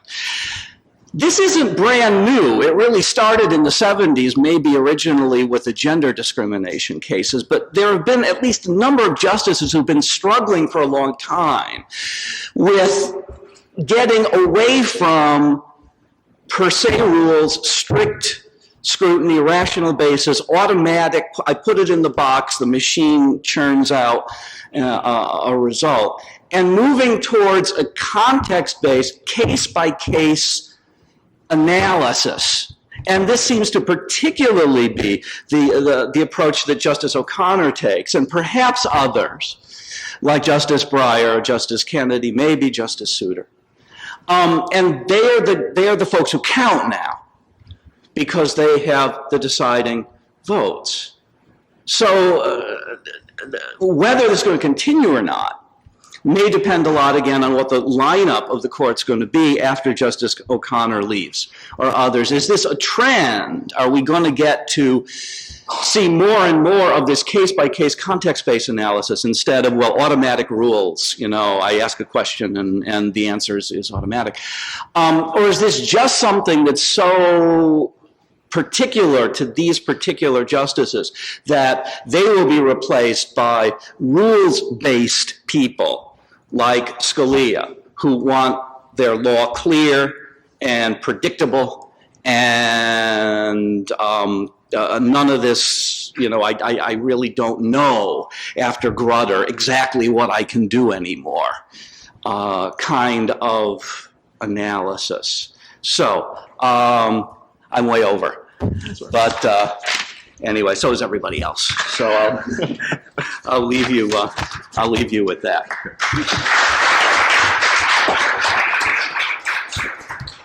Another very important First Amendment case came down out of Illinois last year on charitable solicitations, and also a key case for those of you that might be involved in business with punitive damages, and we're happy to have Professor Michael Polelle to talk about those. Yeah, thank you, Tim. You know, for years, the Supreme Court was not concerned about punitive damages and left that to state law until 1996, when in the BMW case versus Gore, the court said, you know, we should take a look at this. It kind of reminds me, reading their opinion, of the old adage of former senator from Illinois, Edward McKinley Dirksen. $1 billion here, $1 billion there, and before long, we're talking real money. Well, the court in that case struck down for the first time a punitive damage award of $2 million when the actual damages in the case were only $4,000, and said 500 times the amount of compensatory is just over the line. The recent case that I have in the material, State Farm Mutual Automobile Insurance versus Campbell, is the latest statement by the court trying to apply the standards that it set out in the Gore case. Now, even before Campbell, the court had taken the position that punitive damages merit de novo review. Unless a state is willing to tie its punitive damages very closely into some kind of multiple to the actual damage, court should look at it from the beginning without any presumptions about the constitutionality. Well, in State Farm, Mr. Campbell was involved in an automobile accident on the wrong side of the road. His car was on the other side of the road, head-on collision. The consensus of the investigators, according to the Supreme Court, was that it was probably Campbell's fault. State Farm, however, didn't quite accept that view, and despite the recommendations of one of its own investigators, refused to settle for the policy limits of $50,000. And they told the Campbells, don't worry, you're in good hands, you know, you really have nothing to worry about. Well, it turned out that was a little premature, that advice. The jury came back with a judgment of a little over $185,000 against the Campbells for a case that could have been settled for $50,000. State Farm said, well, that's the way the cookie crumbles, you know, and we're not going to pay that excess. And the suggestion was by one of the State Farm representatives, well, maybe you better think about selling your house. What's interesting is Campbell, after he lost his appeal, somehow got to talking with the plaintiff's lawyers, and they formed a little alliance where the plaintiff's lawyers, who were representing the other party of the accident, said, we'll represent you in a suit against State Farm. You know, if you recover anything, our client should get 90%. And by the way, we're really not going to force you to sell your house. So they file suit against State Farm for fraud, intentional infliction of emotional distress, bad faith, failure to settle. The trial judge allowed into evidence State Farm's policies across the country that were relevant, or the judge thought could be relevant to determining punitive damages. The jury awarded $2.6 million compensatory and $145 million in punitive. The trial judge said, well, that's a little much, and I'm reducing the compensatory to $1 million and the punitive from $145 million to $25 million. In an unusual case, because usually appellate courts reduce punitive damages, the Utah Supreme Court said, oh no, the plaintiff deserves that $145 million award under the guidelines set down by the Supreme Court. Well, of course, this attracted the attention of the Supreme Court, and the case went up to the Supreme Court, and they concluded the Utah Supreme Court was wrong, that the standards of the BMW versus Gore case were violated. In fact, they said, under the principles outlined in BMW of North America versus Gore, this case is neither close nor difficult. And the reason they said that is they said, let's look at the three things we talked about in Gore. First, you have to look at the degree of reprehensibility of the defendant's conduct. And the court said, what they did is certainly not to be praised in the way they handled this claim, but on the other hand, you can't take actions across the country that were performed by different agents of State Farm and raise the level of reprehensibility as to what happened to the Campbell family. It's true recidivists must be punished more severely, but you have to make sure that any other incidents you're using are exactly like the ones that you're imposing punitive damages on, not just that State Farm is not a very good company in the way it deals with claims. The second factor it looked at, and it was carried forward from Gore, what's the disparity between the punitive damages and the actual damages? And the court here somewhat teasingly said, well, we're not going to come out with any mathematical formulas, but we're going to tell you that if single-digit multipliers are more likely to comport with due process. So I don't know, I guess if it's 9 to 1, you're pretty good. 10 to 1, you got two digits, right? Okay. So the court said, this is really bad here. You know, it's 145 to 1, so there's a real strong presumption against it, and Utah has not overcome that presumption. And they made an interesting point, which kind of vindicates Illinois, by the way, as opposed to California. Illinois has always taken the position, as I understand it, that at least the Illinois Supreme Court, that since intentional infliction of emotional distress by definition is outrageous, that there should be no punitive damages because we only award punitive damages for outrageous conduct. And therefore it'd be like a windfall to award outrageous damages on an outrageous tort. And the Supreme Court kind of used that and said, well, you know, they were already partially compensated for their outrage with the intentional infliction. And in addition, they only suffered this distress for 18 months because ultimately State Farm did pay. And so therefore, this 145 times 1 was just too unequal in terms of the relationship between punitive and compensatory. The final factor in evaluating a punitive damage award is to compare the punitive damage award with any civil or criminal penalties. And the court said the most that would be involved here would be a $10,000 fine. and here you've awarded $145 million. Utah tried to say, well, the other problem, the other thing you have to consider is that potentially under our consumer fraud laws, we could get back the profits that were made by State Farm. We could revoke their business license, and there's even possible imprisonment. And the court said, well, those penalties are rather speculative, and they're based, again, on things that State Farm did in other states, allegedly. And that's not something that can be taken into account.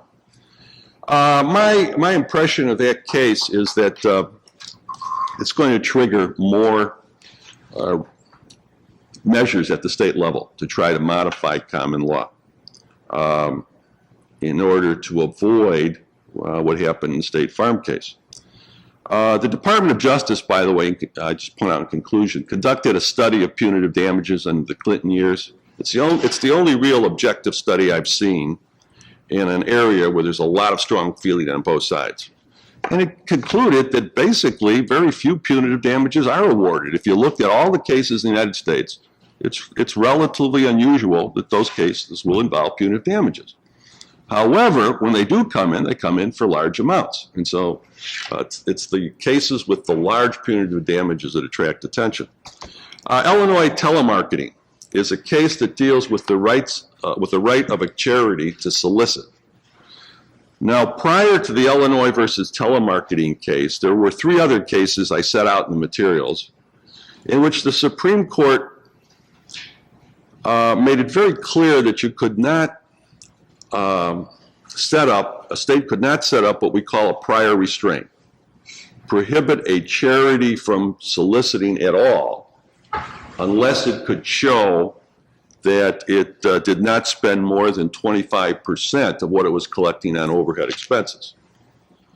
And states tried various ways to circumvent the original Schaumburg case by saying, well, we'll grant a waiver for certain groups. The court said, that's not good enough. You still haven't shown us that you have to take such a severe measure of preventing a charity from soliciting if any expenses are more than 25% of what they collect.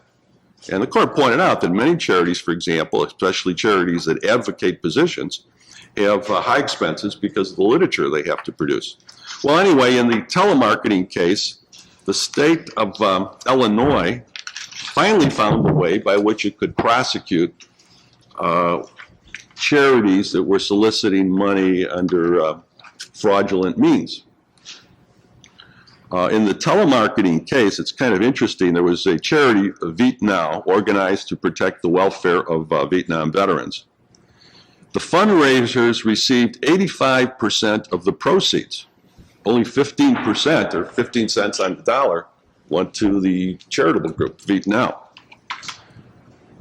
The state of Illinois, through the Attorney General, brought a suit for fraud. I think it was the Consumer Fraud Act.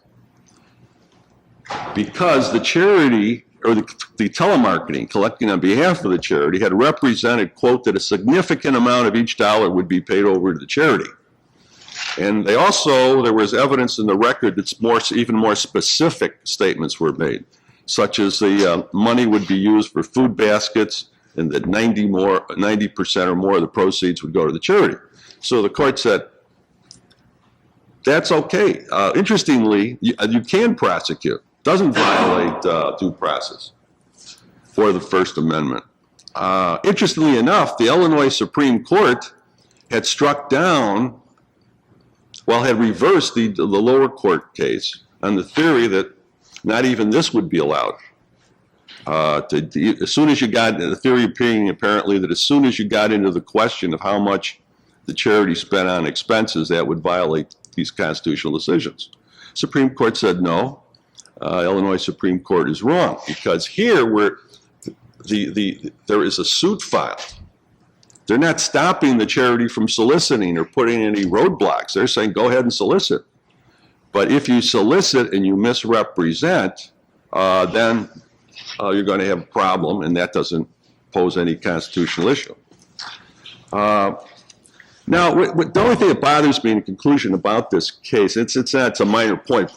is the court stressed the fact that there was an affirmative misrepresentation, which of course is good fraud law. It's not classic fraud law.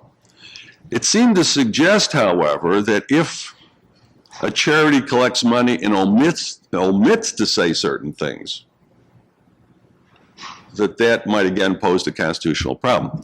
Now, last time I read our Consumer Fraud Act, it does provide that in certain situations, omissions can amount to consumer fraud. So I think that that's an area, still a gray area. What happens if you don't have an affirmative misrepresentation? Okay, I'd now like to turn over our conference today to a good colleague of mine, Mark Wojcik, who was on the law review here and a moot court competitor and a former student of mine. Oh, there he is.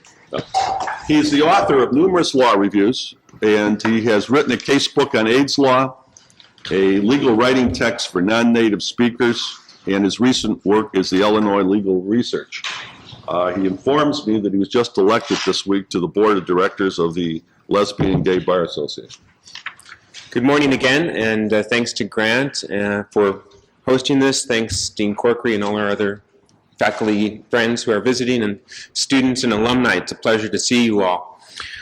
This is a difficult time for heterosexuals. Earlier this year, there have been 2 decisions from provinces in Canada allowing same-sex marriage. We've seen religious denominations grapple with the issues of whether they should perform marriage ceremonies for same-sex couples, and indeed we've seen them almost fall apart over the ordination of gay bishops. We've seen the United States Supreme Court reverse one of the most oppressive decisions in its history on sodomy law. Some commentators say that these collective decisions, plus other factors such as television shows like Queer as Folk and Queer Eye for the Straight Guy, are tearing apart the moral fabric of society. To which I respond, what do straight guys know about fabric anyway? These decisions have been called by one colleague at Ohio State University, this Bowers versus Hardwick, as one of the 3 worst decisions that the United States Supreme Court ever reached. One colleague said that she tells her students that Dred Scott, Bowers versus Hardwick, and Alvarez Machayan are the 3 worst decisions the court ever reached. So the decision that I'm telling you about today is a significant one because it outright reversed Bowers versus Hardwick. In Lawrence versus Texas, officers of the Harris County Police Department, that's in Houston, were called by a neighbor to investigate a wild man with a gun. The police entered the apartment of John Lawrence and found him having anal sex with Tyrone Garner. The 2 men were charged under the Texas sodomy statute, which prohibits deviant sexual intercourse with another individual of the same sex. This is a same-sex sodomy statute. After the Texas criminal court rejected their equal protection challenge under the federal and state constitutions, the 2 men pleaded no contest and were each fined $200 and assessed court costs of $141. The Texas appellate court affirmed that conviction because Bowers versus Hardwick controlled the federal due process aspects of the case. Bowers then being authoritative, this was appropriate for the Texas court to do. Bowers, the case that was controlling, was the end of a line of privacy cases that really began with Griswold versus Connecticut, the 1965 decision where the United States Supreme Court invalidated a Connecticut statute that prohibited the sale of contraceptives to married couples. After Griswold, we saw a number of cases that established the right to make certain decisions regarding sexual conduct that extended beyond the marital relationship. In Eisenstadt versus Barrett in 1972, there was a law prohibiting the sale of condoms to unmarried couples, and this law was found to violate the Equal Protection Clause. Roe versus Wade in 1973 invalidated the Texas law prohibiting abortions as a violation of the exercise of a woman's liberty under the Due Process Clause. And in 1977, Carey versus Population Services International invalidated a New York law that prohibited distributing condoms to persons under the age of 16. So these and other cases established a line of privacy decisions that really ended with Bowers versus Hardwick. Bowers versus Hardwick was a Georgia case that where there was a police going into the bedroom of Michael Hardwick. The decision came out in 1986, just as I was getting ready to study for the bar exam. And had it not come at that time, I wonder if my own devotion to the area of gay rights would have been as strong as it did. At that time, I wrote a letter to Lawrence Tribe, who was the lawyer for Michael Hardwick, the man who was charged, and I offered my services as a research assistant if he needed any help to prosecute the case. And he wrote back and he said that he had enough students at Harvard that were helping him out, but thank you very much. And I should have saved that letter, but I didn't do that. In 1996, 10 years later, we had a conference here at John Marshall to commemorate the 10th anniversary of that decision. And we had 95 speakers here over 3 days to talk about different aspects of the case. The Bowers court said that the issue before the court then was whether the federal Constitution conferred a fundamental right on homosexuals to engage in sodomy. When Professor Tribe was arguing the case, he said the issue was not what Michael Hardwick was doing in his bedroom, but what the state of Georgia was doing there. The majority opinion in Lawrence, written by Justice Kennedy, said that the issue, as it was phrased in Bowers, disclosed the court's own failure to appreciate the extent of the liberty at stake. To say that Bowers was simply about the right to have sex ignored the far-reaching consequences of the statute that attempted to regulate the most personal conduct in the most personal of places, an individual's home. Adults may choose to have consensual sex in their own homes and still retain their dignity as free persons, he says. Kennedy's opinion in Lawrence also attacks the statement in Bowers that prescriptions against sodomy have ancient roots. Justice Kennedy said that that was not a complete analysis and was not particularly applicable to the United States because the American tradition was not to prosecute consensual acts of adults if they were done in private. For one thing, you could not use the testimony of the other person involved because he or she would have been a consenting partner or accomplice in the crime. So we didn't really have a tradition of prosecuting these acts in private. We did, however, prosecute sodomy when it was forcible rape, when it was with individuals who were too young to be able to give consent, when it was with animals, or when it was acts done in public. So instead of ancient roots that the Bowers court claimed, what the Kennedy opinion documents is that these same-sex sodomy laws really didn't arise until the 1970s. Bowers also claimed that the majority of states at the time prohibited sodomy, but after that decision in 1986, we saw a number of state legislatures repeal their state sodomy laws. Arkansas, Montana, Tennessee, Kentucky, and Nevada all repealed their sodomy statutes. And we saw a number of decisions, of court decisions, that invalidated the sodomy laws under state constitutions, including Georgia, the state where Bowers versus Hardwick came from. The Georgia Supreme Court found that the state sodomy law violated the Georgia state constitution and declared it unconstitutional. History and tradition may be a starting point for this kind of legal analysis, but it's not the end point. Justice Kennedy's opinion in Lawrence points out that the court did not consider evidence that pointed in other directions. One of these things was the abolition of the sodomy law in the Model Penal Code and its adoption by many states, the first of which was Illinois, that adopted it in 1961. The court ignored the Wolfenden Report from 1957, advising the British Parliament to repeal these laws, and the decision by the British Parliament to do that, to repeal laws punishing homosexual conduct 10 years after the Wolfenden Report. And Bowers also ignored a decision that had been written 5 years earlier by the European Court of Human Rights in Dudgeon versus United Kingdom, which invalidated the sodomy laws of 21 countries. Now, here's where Professor Tribe made a mistake in not accepting my services, because I would have told him about the Dudgeon case. I was very familiar with the jurisprudence of the European Court of Human Rights, and his brief did not argue it, and none of the amicus briefs raised it either. In that case, a gay man from Northern Ireland had been questioned by police, had had his home searched, had feared criminal prosecution, and the European Court of Human Rights, which at that time controlled the laws of 21 countries, said that that was a violation of his human rights and declared the law as a violation. Developments before Bowers had been ignored, and there were important developments after Bowers, after 1986. The first, as I already mentioned, was that a number of jurisdictions had started to repeal their sodomy laws. So when Bowers was decided, 24 states and the District of Columbia had sodomy laws. This year, only 13 states had sodomy laws, and only 4 of those applied exclusively to same-sex couples.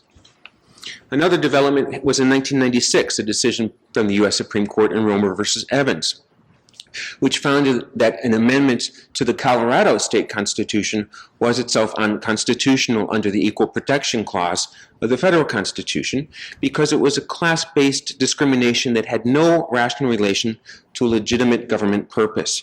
It was simply born of animosity towards gay and lesbian persons. This was an amendment to the Colorado Constitution that prohibited local municipalities from enacting anti-discrimination ordinances. The Supreme Court found that that amendment to the state constitution of Colorado was a violation of the Equal Protection Clause. So one argument raised this year in Lawrence was that Romer, this decision in Romer versus Evans, provided a basis to declare the Texas sodomy statutes to be unconstitutional under the Equal Protection Clause. And indeed, this does become the basis of Justice O'Connor's concurring opinion. But the majority says that the equal protection argument is tenable, but they prefer a full frontal attack on Bowers because they did not want state legislatures to simply enact sodomy laws that prohibited all sodomy, same-sex and heterosexual sexual sodomy, because that would not cure the discrimination faced by gay and lesbian persons. The court says that these statutes demean the lives of homosexual persons in the United States. But what's wrong, really, with these sodomy statutes? After all, they're not felonies anymore. They're not punishable by death anymore.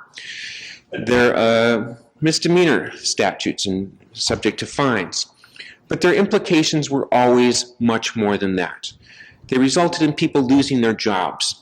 They resulted in fathers and mothers losing custody of their children or the right to visit their children. In some cases, they resulted in the denial of housing. It branded people as criminals in all aspects of their life. A conviction under a sodomy statute would disqualify you from many professions in Texas, including medicine, athletic training, and even interior design.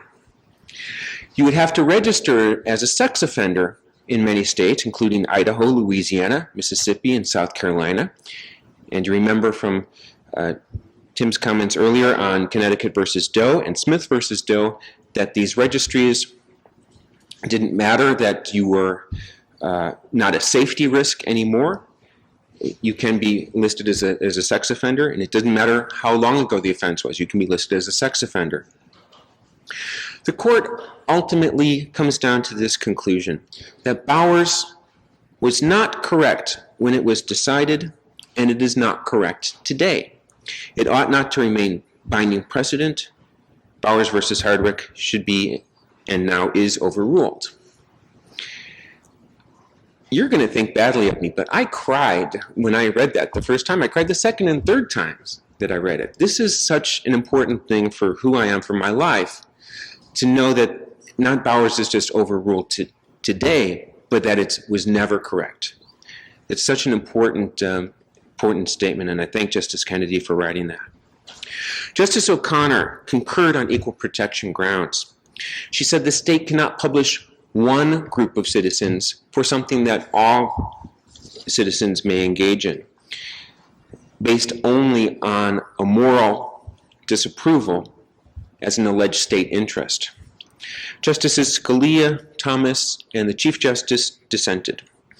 The Chief Justice had no separate opinion. Justice Thomas, in a short separate opinion, said that enforcing sodomy statutes was uncommonly silly and was a waste of time, and if it was up to him, he would just vote to repeal them, but it was not the court's place to declare them unconstitutional.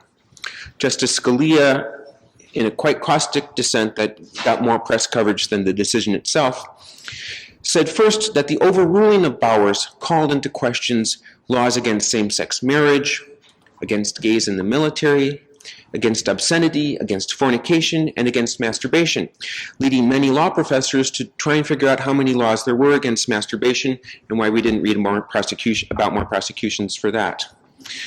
The overruling of Bowers, according to Justice Scalia, creates a massive disruption of the current social order. He says that the effect of overruling Bowers is greater than it would have been had the court overruled Roe versus Wade. Because overruling Roe versus Wade would simply have restored the situation that existed before 1973. And he says that the court was wrong to reaffirm Roe in Planned Parenthood versus Casey in 1992, and that the deference shown then for stare decisis should have been shown now for Bowers versus Hardwick. He also said that the equal protection challenge should fail, speaking directly to Justice O'Connor, because it prohibited all persons from having sex with persons of the same sex. So for him, that was no denial of equal protection.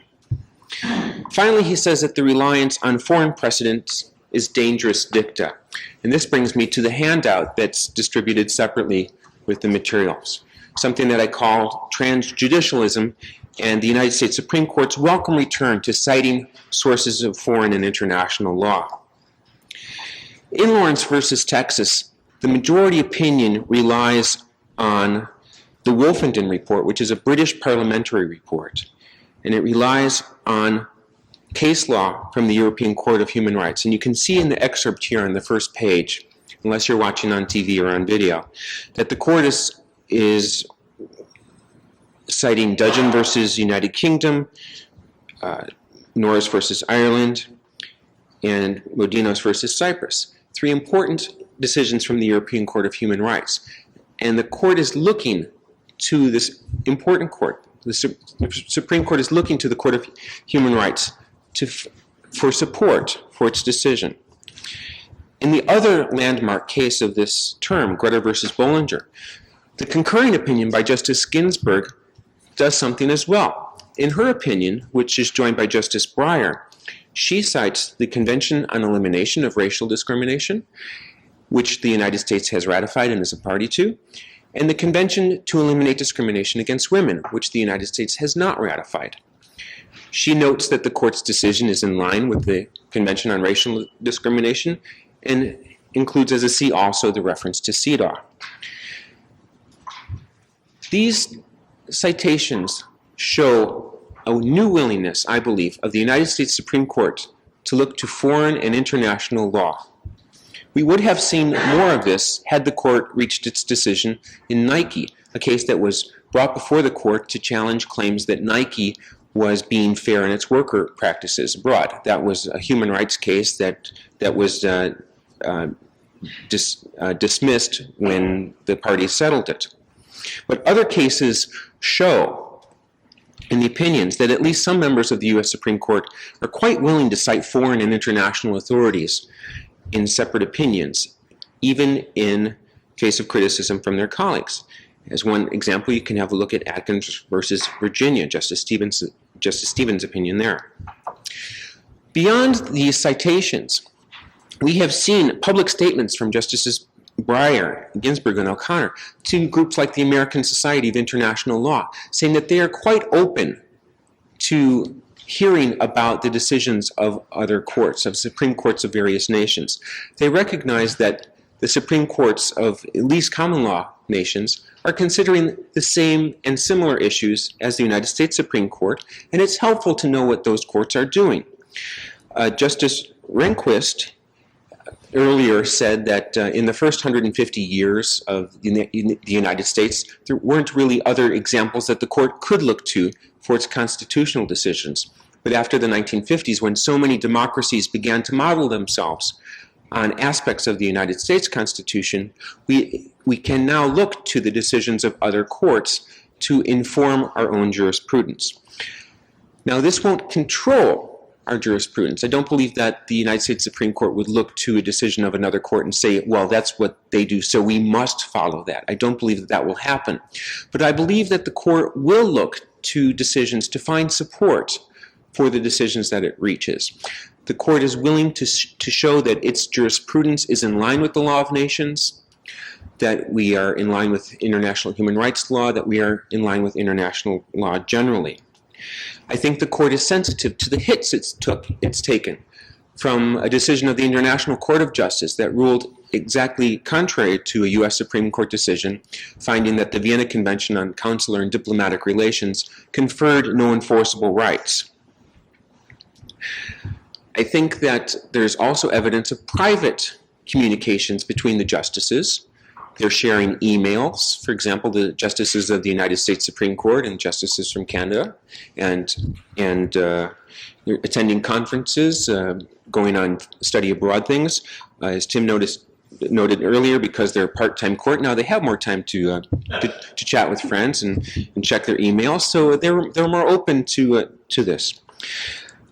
I think it's safe to assume that we will see increasing reliance on foreign decisions. And I think it's safe to advise lawyers and law students to be aware of this development and to learn now while you're in school how to research international law and how to research and understand these foreign and international sources.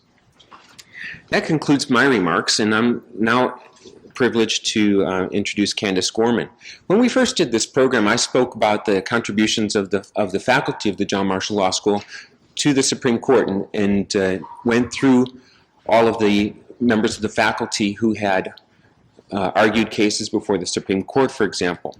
We should also acknowledge Arthur Goldberg, who was a member of the faculty and became a Supreme Court justice. And if any of you are elected president, please remember that all of us are available for Supreme Court appointments as well. But this year we are adding Candace Gorman, an alum, who will argue a case before the United States Supreme Court in January. Candace is a native of Chicago. She's been practicing civil rights law for 20 years following her graduation in 1983. I guess she is Ms. 1983. She has held leadership positions in the National Employment Lawyers Association, the Women's Bar Association of Illinois, the Federal Bar Association, and the Chicago Commission on Women. She has written numerous amicus briefs for the United States Supreme Court, and the court has adopted, in part, the approaches that she outlined to establish liabilities against supervisors in sexual harassment cases and to assess damages. She recently received a judgment on behalf of 11 African American women with a fee award of $1.3 million, a fee award that the Seventh Circuit affirmed last year. She also recently settled 3 class action cases that alleged race discrimination, age discrimination, and ERISA violations, and she settled those for a total of $21 million. Those cases are against R.R. Donnelly, the opponent that she will face when she argues in January. And I hope that I could say now that we hope to see you next year to hear about your victory before the court. Thank you.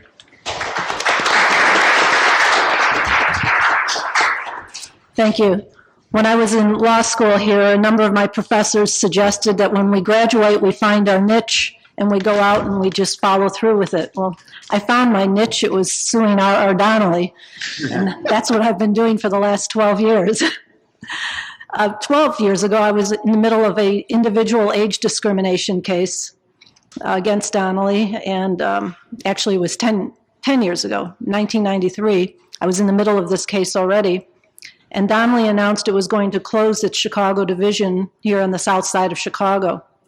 And a number of employees came to my office after hearing about this, and they were all older employees, primarily white employees, and they were complaining about some discrimination that was going on with this shutdown, and that younger employees were being transferred to other divisions, and the older employees were just being handed a retirement package and being told, goodbye.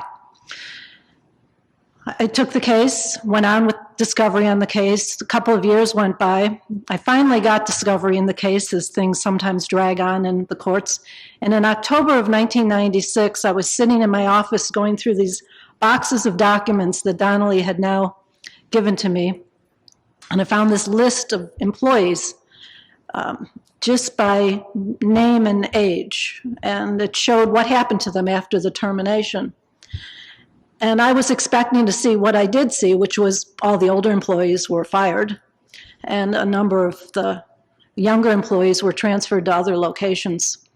But there was something weird in this list, in that there were some younger employees who were fired, and it didn't make sense. And I started to figure out what was going on here. Why was this 27-year-old fired, and all these other 27-year-olds were all transferred? Pulled out some other documents from Donnelly, and to make a long story short, I realized that there was someone they hated worse than old people, and that was blacks. So if you were black, you were just fired. They didn't care what your age was. And if you were an older employee, you were fired, no matter what your race was. And the problem was Illinois had a 2-year statute of limitations for filing a race discrimination claim. And this was October of 1996. I had just received the discovery, so I didn't have that information up until that point. And I called a friend of mine in Washington who worked for the Lawyers Committee, and I said, you know, I'm not really sure what to do. This is such a dynamite case. I mean, they have just fired every African-American employee. And he said, well, there's this theory. Theory is that when Congress amended the 1991 Civil Rights Act, Section 1981, it's a new statute. And in 1990, Congress adopted a 4-year catch-all statute of limitations that said any new cause of action, if it doesn't have a statute of limitations, will now have a 4-year statute. But it hasn't been tested yet. There's some cases out there like yours that are going to be trying for it, but no court has ruled on the issue yet. 3 weeks after I found this document and had this conversation, I filed the lawsuit. Donnelly immediately filed a motion for summary judgment saying this is time barred. And I came up with some theories for why I needed more discovery, which I don't remember anymore. But the judge said I got more discovery before I had to answer this motion, and for the next 3 years I was trying to collect discovery from Donnelly. Meanwhile, a body of law started to develop on this theory in the lower courts.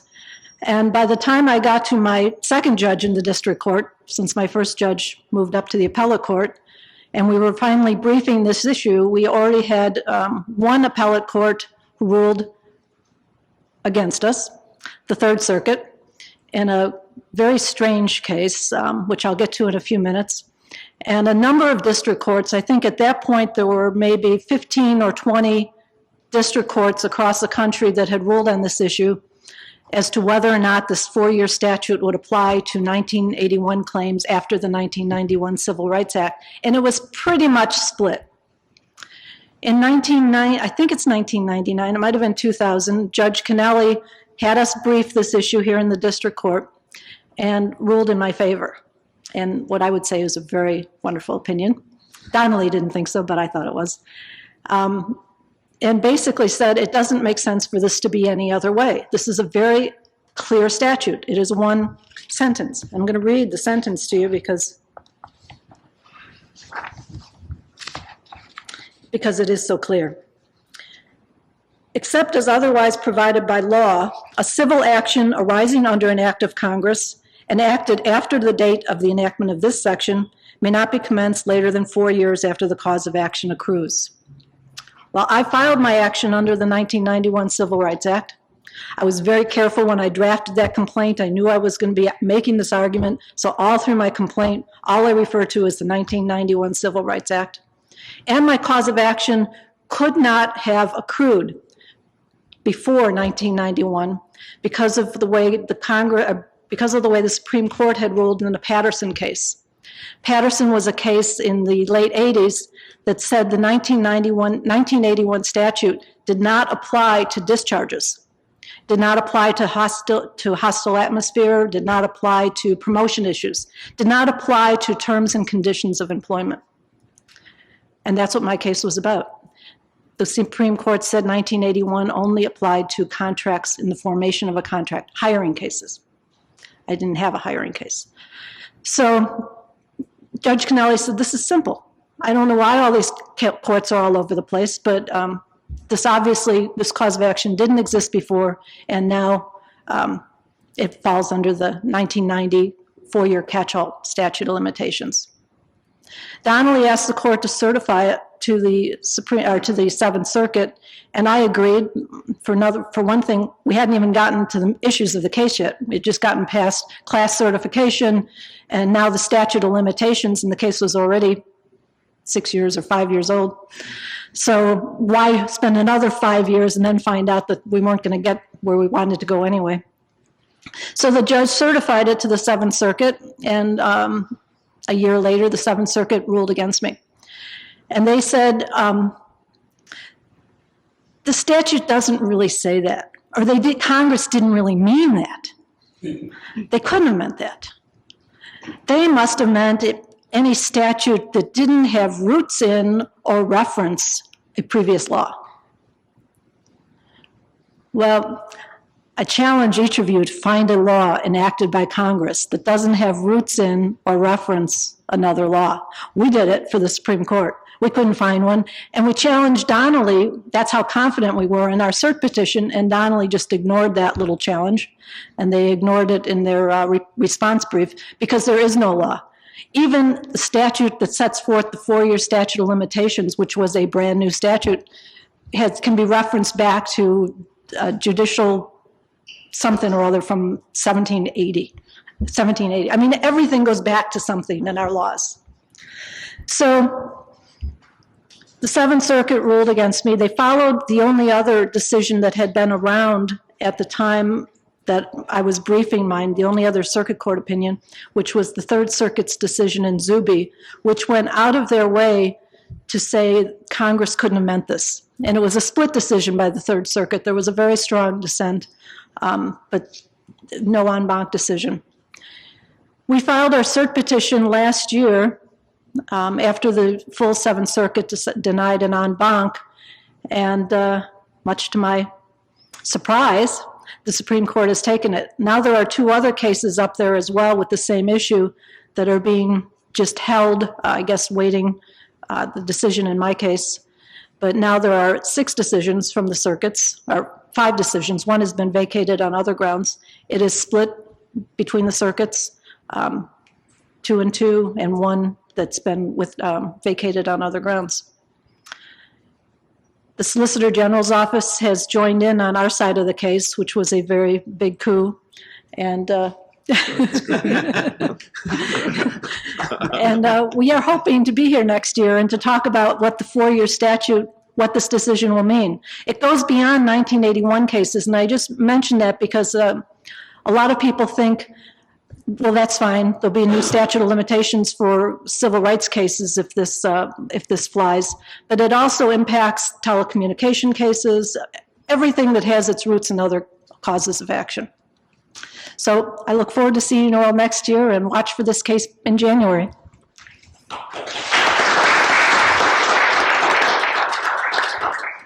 Thanks so much, Candace, and certainly we all wish you best of luck. It's 5 to 12. We are breaking for lunch at 12:15. Yes, sir. I'd like to say a few things. Number one, I'm a little privileged because as a member of the class of 38, I'm a member of the oldest class. I am 86 years old, so I am probably the oldest one here. I was a 20-year-old valedictorian of that class. Now, Ms. Gorman didn't mention one way to win a case before the Supreme Court, as I did. Have Congress pass a law while the case is pending in your favor. That's how I won one. Now, I have a question for you, Professor O'Neill. I had a client who was convicted of a sex offense against a minor, served his time, served his probation, has a letter from his state saying that since you served your time, served your probation, have no other offenses, you no longer have to register in this state your whereabouts. Under Megan's law, you have to register with the police or the sheriff whenever you move. Now, in view of the fact that his offense he was convicted before Megan's law was passed. Do you believe that now that he lives in a state that requires convicted felons to register, that he has to register in that state? Well, I think the Alaska decision the court had this year answered that ex post facto question. The fact that the statute came after somebody's conviction nevertheless allows the state to mandate registration. Of course, much of this is going to be a question of state law as to how the state wants to run their own particular state scheme. And as I've mentioned, I think the Supreme Court certainly is taking a very hands-off attitude in terms of allowing a state to decide how they want to do that registration list. As a matter of fact, the offense was committed in Alaska. There we go.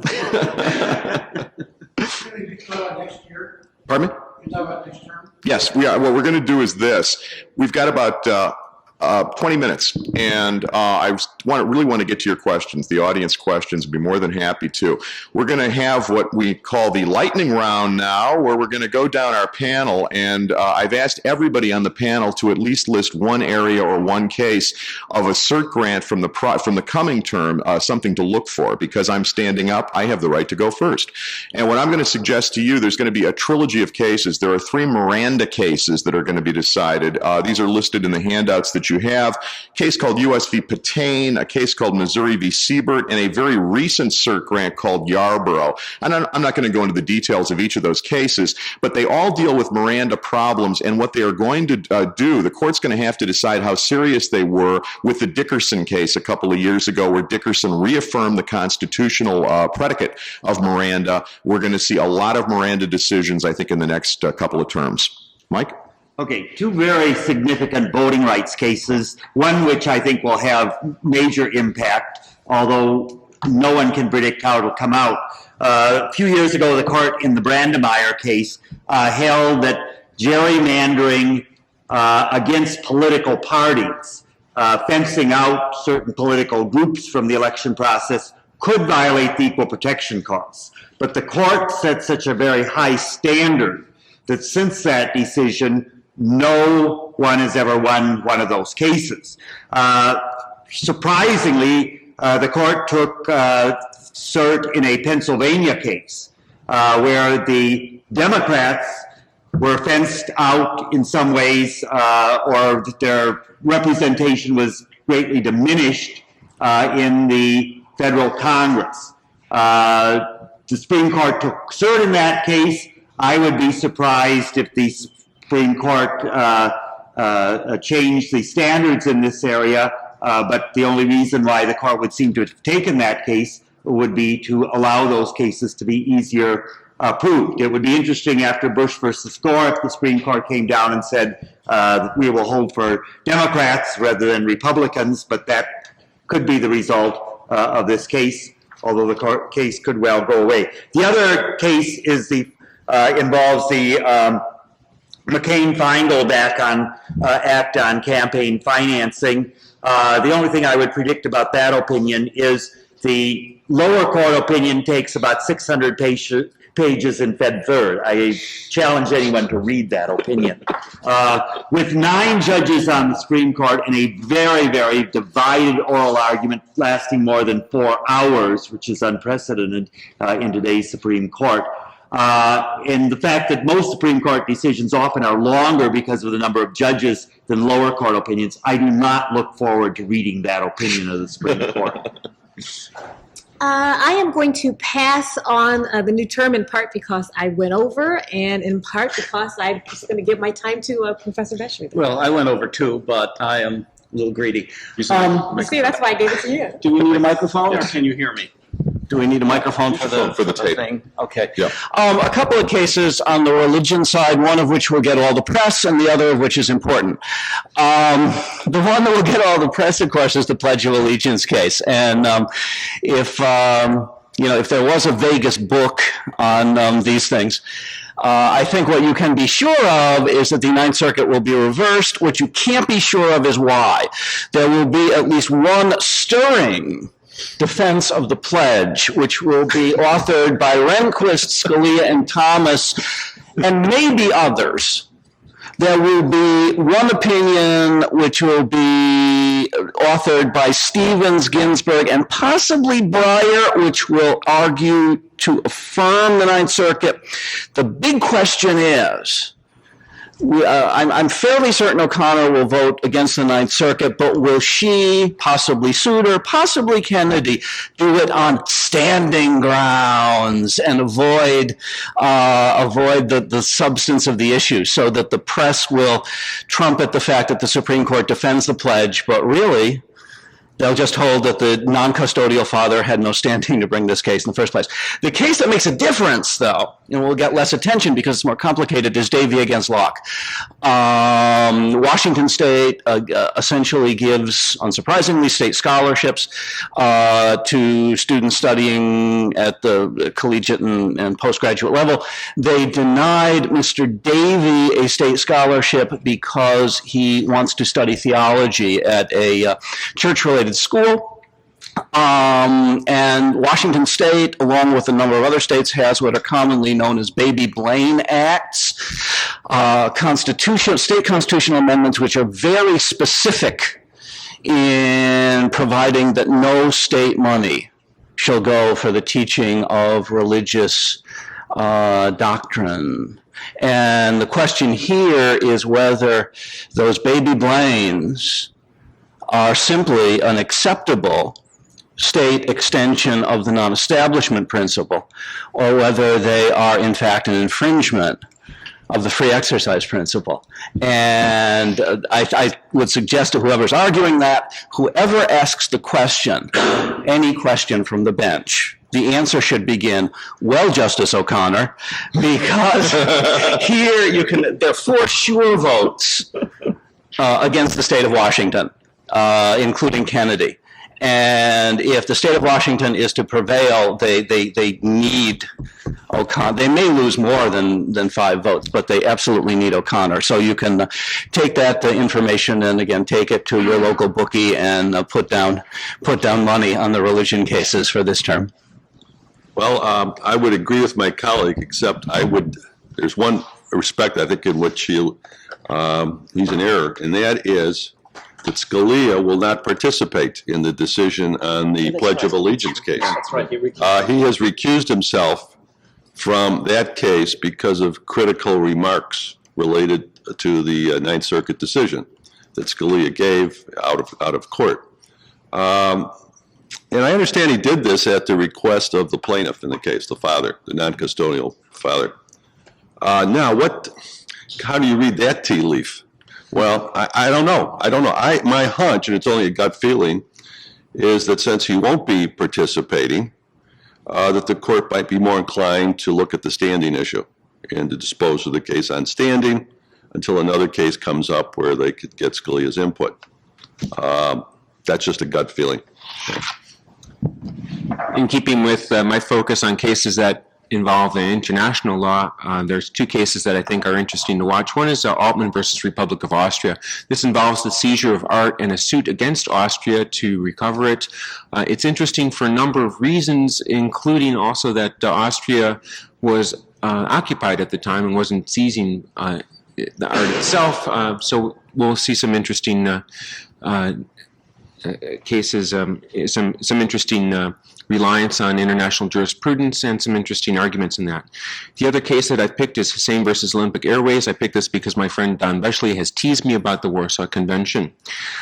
This case involves a suit in the state of a 52-year-old man who died while on a flight from Athens to New York. He was allergic to smoke. He was seated in the no-smoking section, but only 3 seats ahead of the no-smoking section. And on Olympia Airways, this is not far enough away from the smoking section. The airline knew that he was allergic to smoke. His wife asked a number of times for him to be moved. There's conflicting evidence about whether there were open seats. But the effect of this is that normally injuries under the Warsaw Convention are limited to $75,000 if it's an accident, which is something unexpected or unusual that is external to the passenger that happens during the flight. And for most people, they're not interested in these cases because of this monetary limit. But in 1999, the United States ratified the Montreal Protocol, number 4, that lifted this limit where there is willful misconduct on the part of the airline.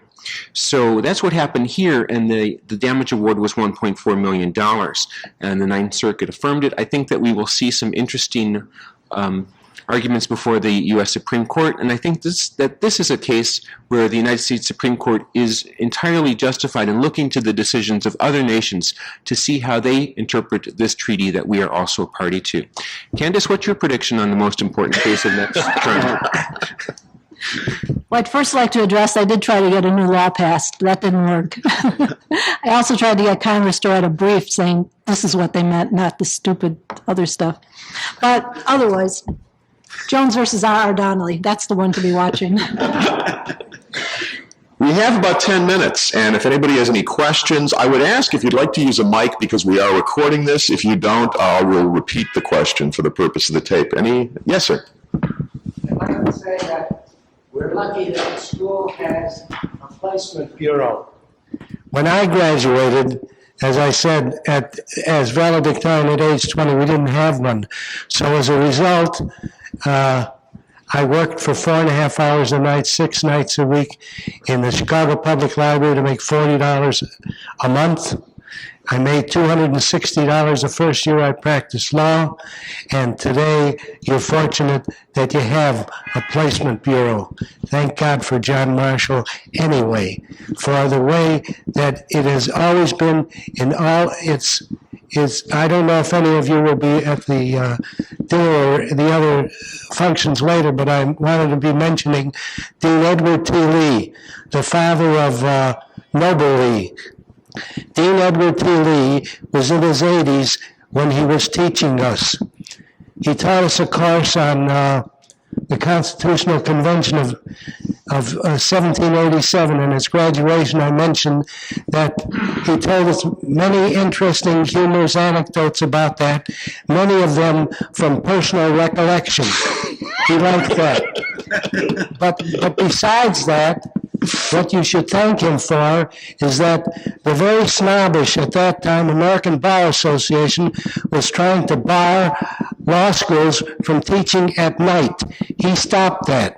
That same American Bar Association, during my time in school, tried to bar graduates of night law schools from being federal employees in a legal profession.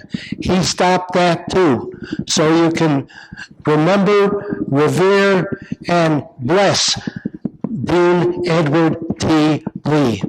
And this law school, in its first class, in about, I forget when it was, but it had nine graduates. They had several women, several blacks, and several Jews. And when the Civil Rights Act was passed, and they had to say how many blacks they had, they didn't know. They never asked. And it's because of people like Dean Edward T. Lee that a lot of you are here and will become lawyers, and I hope you make as much money as I did. Finally, I mean.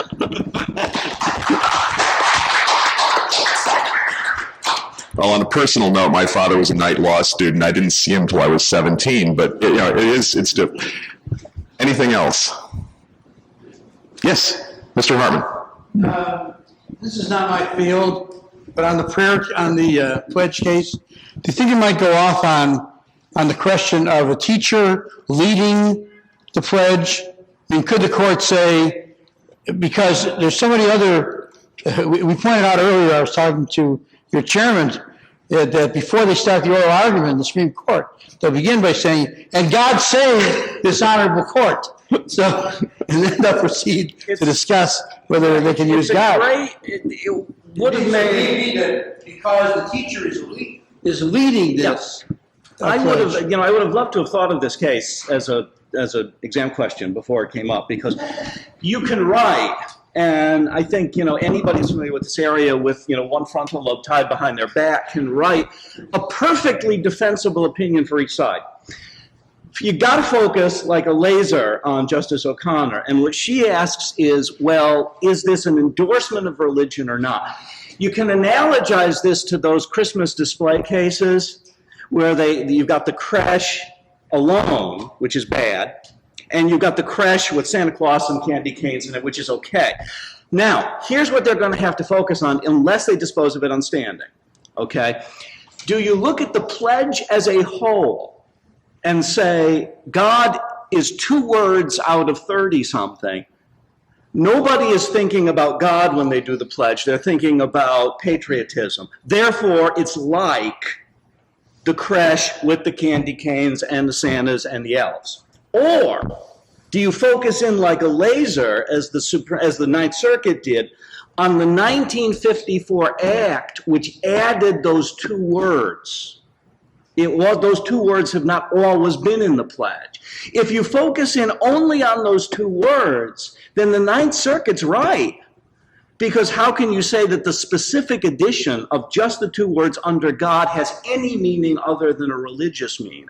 So as I said, it's fascinating. You can, whether you have a long-range lens or a focus-in lens on those 2 words, will decide the case unless they dispose of it on standing. And that I'm still, to this day, I don't understand why somebody below, whether at the district court level or the Ninth Circuit, didn't get rid of this hot potato by simply saying that a non-custodial parent doesn't have standing to bring the case. But if they reach the substance of the case, that's what it'll turn on. And it can go either way. Well, I think that's why I'm leaning towards standing. I mean, to say that God is not a religious term, it seems to me would lead to utter absurdity. I mean, how are you going to write an opinion that's going to have any credibility? I mean, so I think that's why I'm inclined they're going to try to duck this. The other thing I think that has to be taken into account is we're talking about a young child.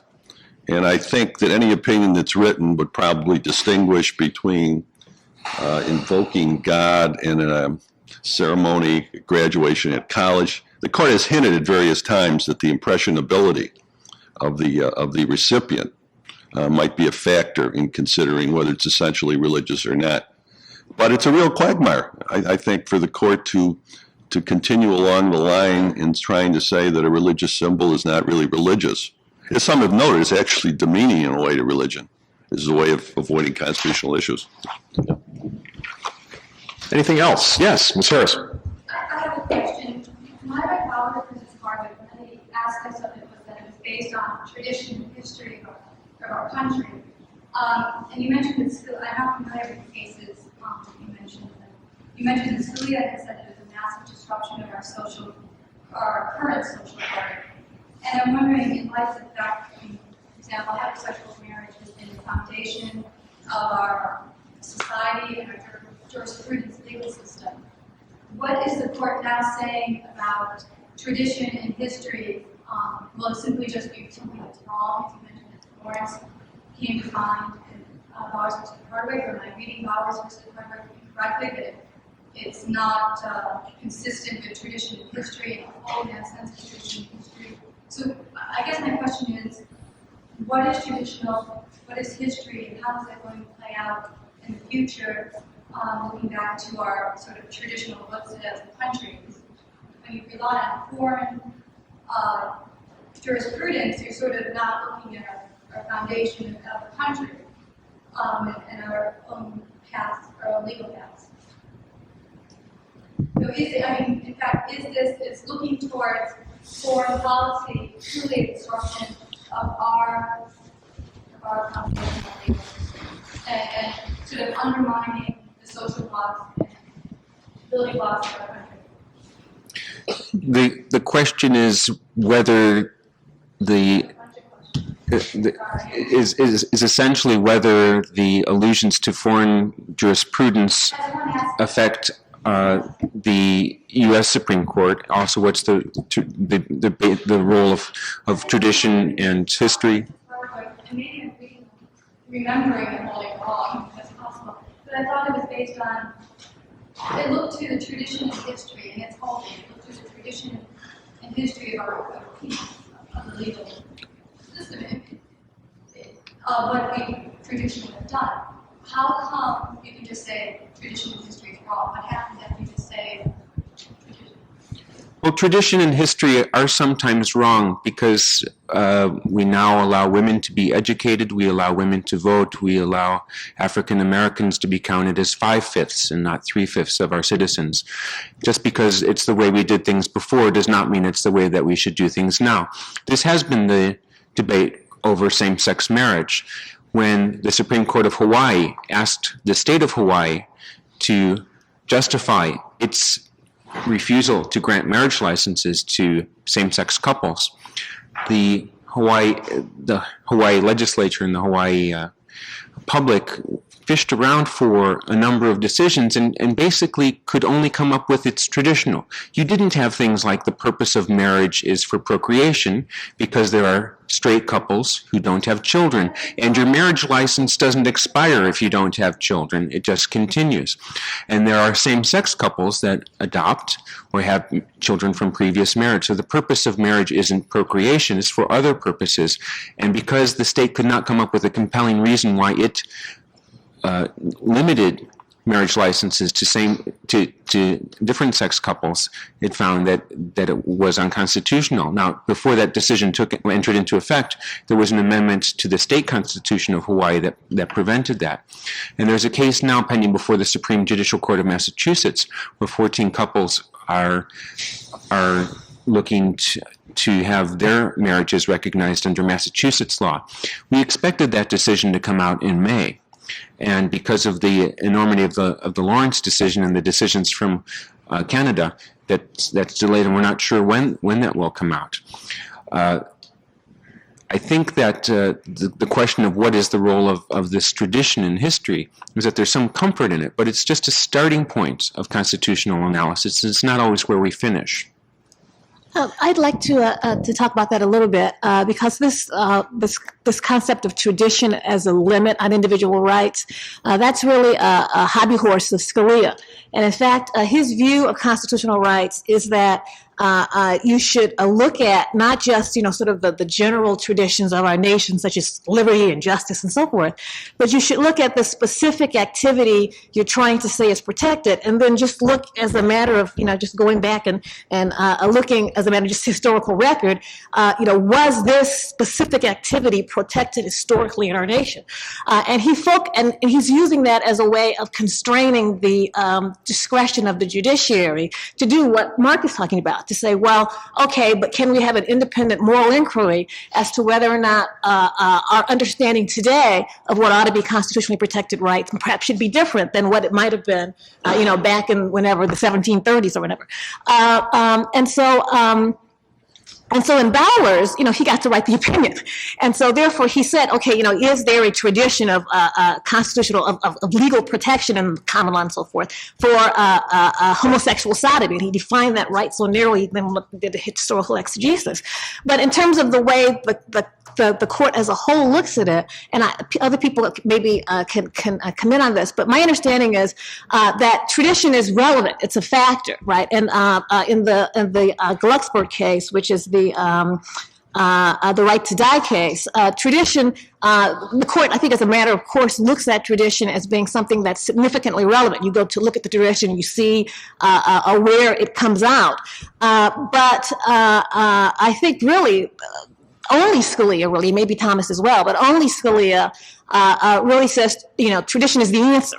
And so what you see with the majority now is a question of, okay, what other factors are you going to be relying upon?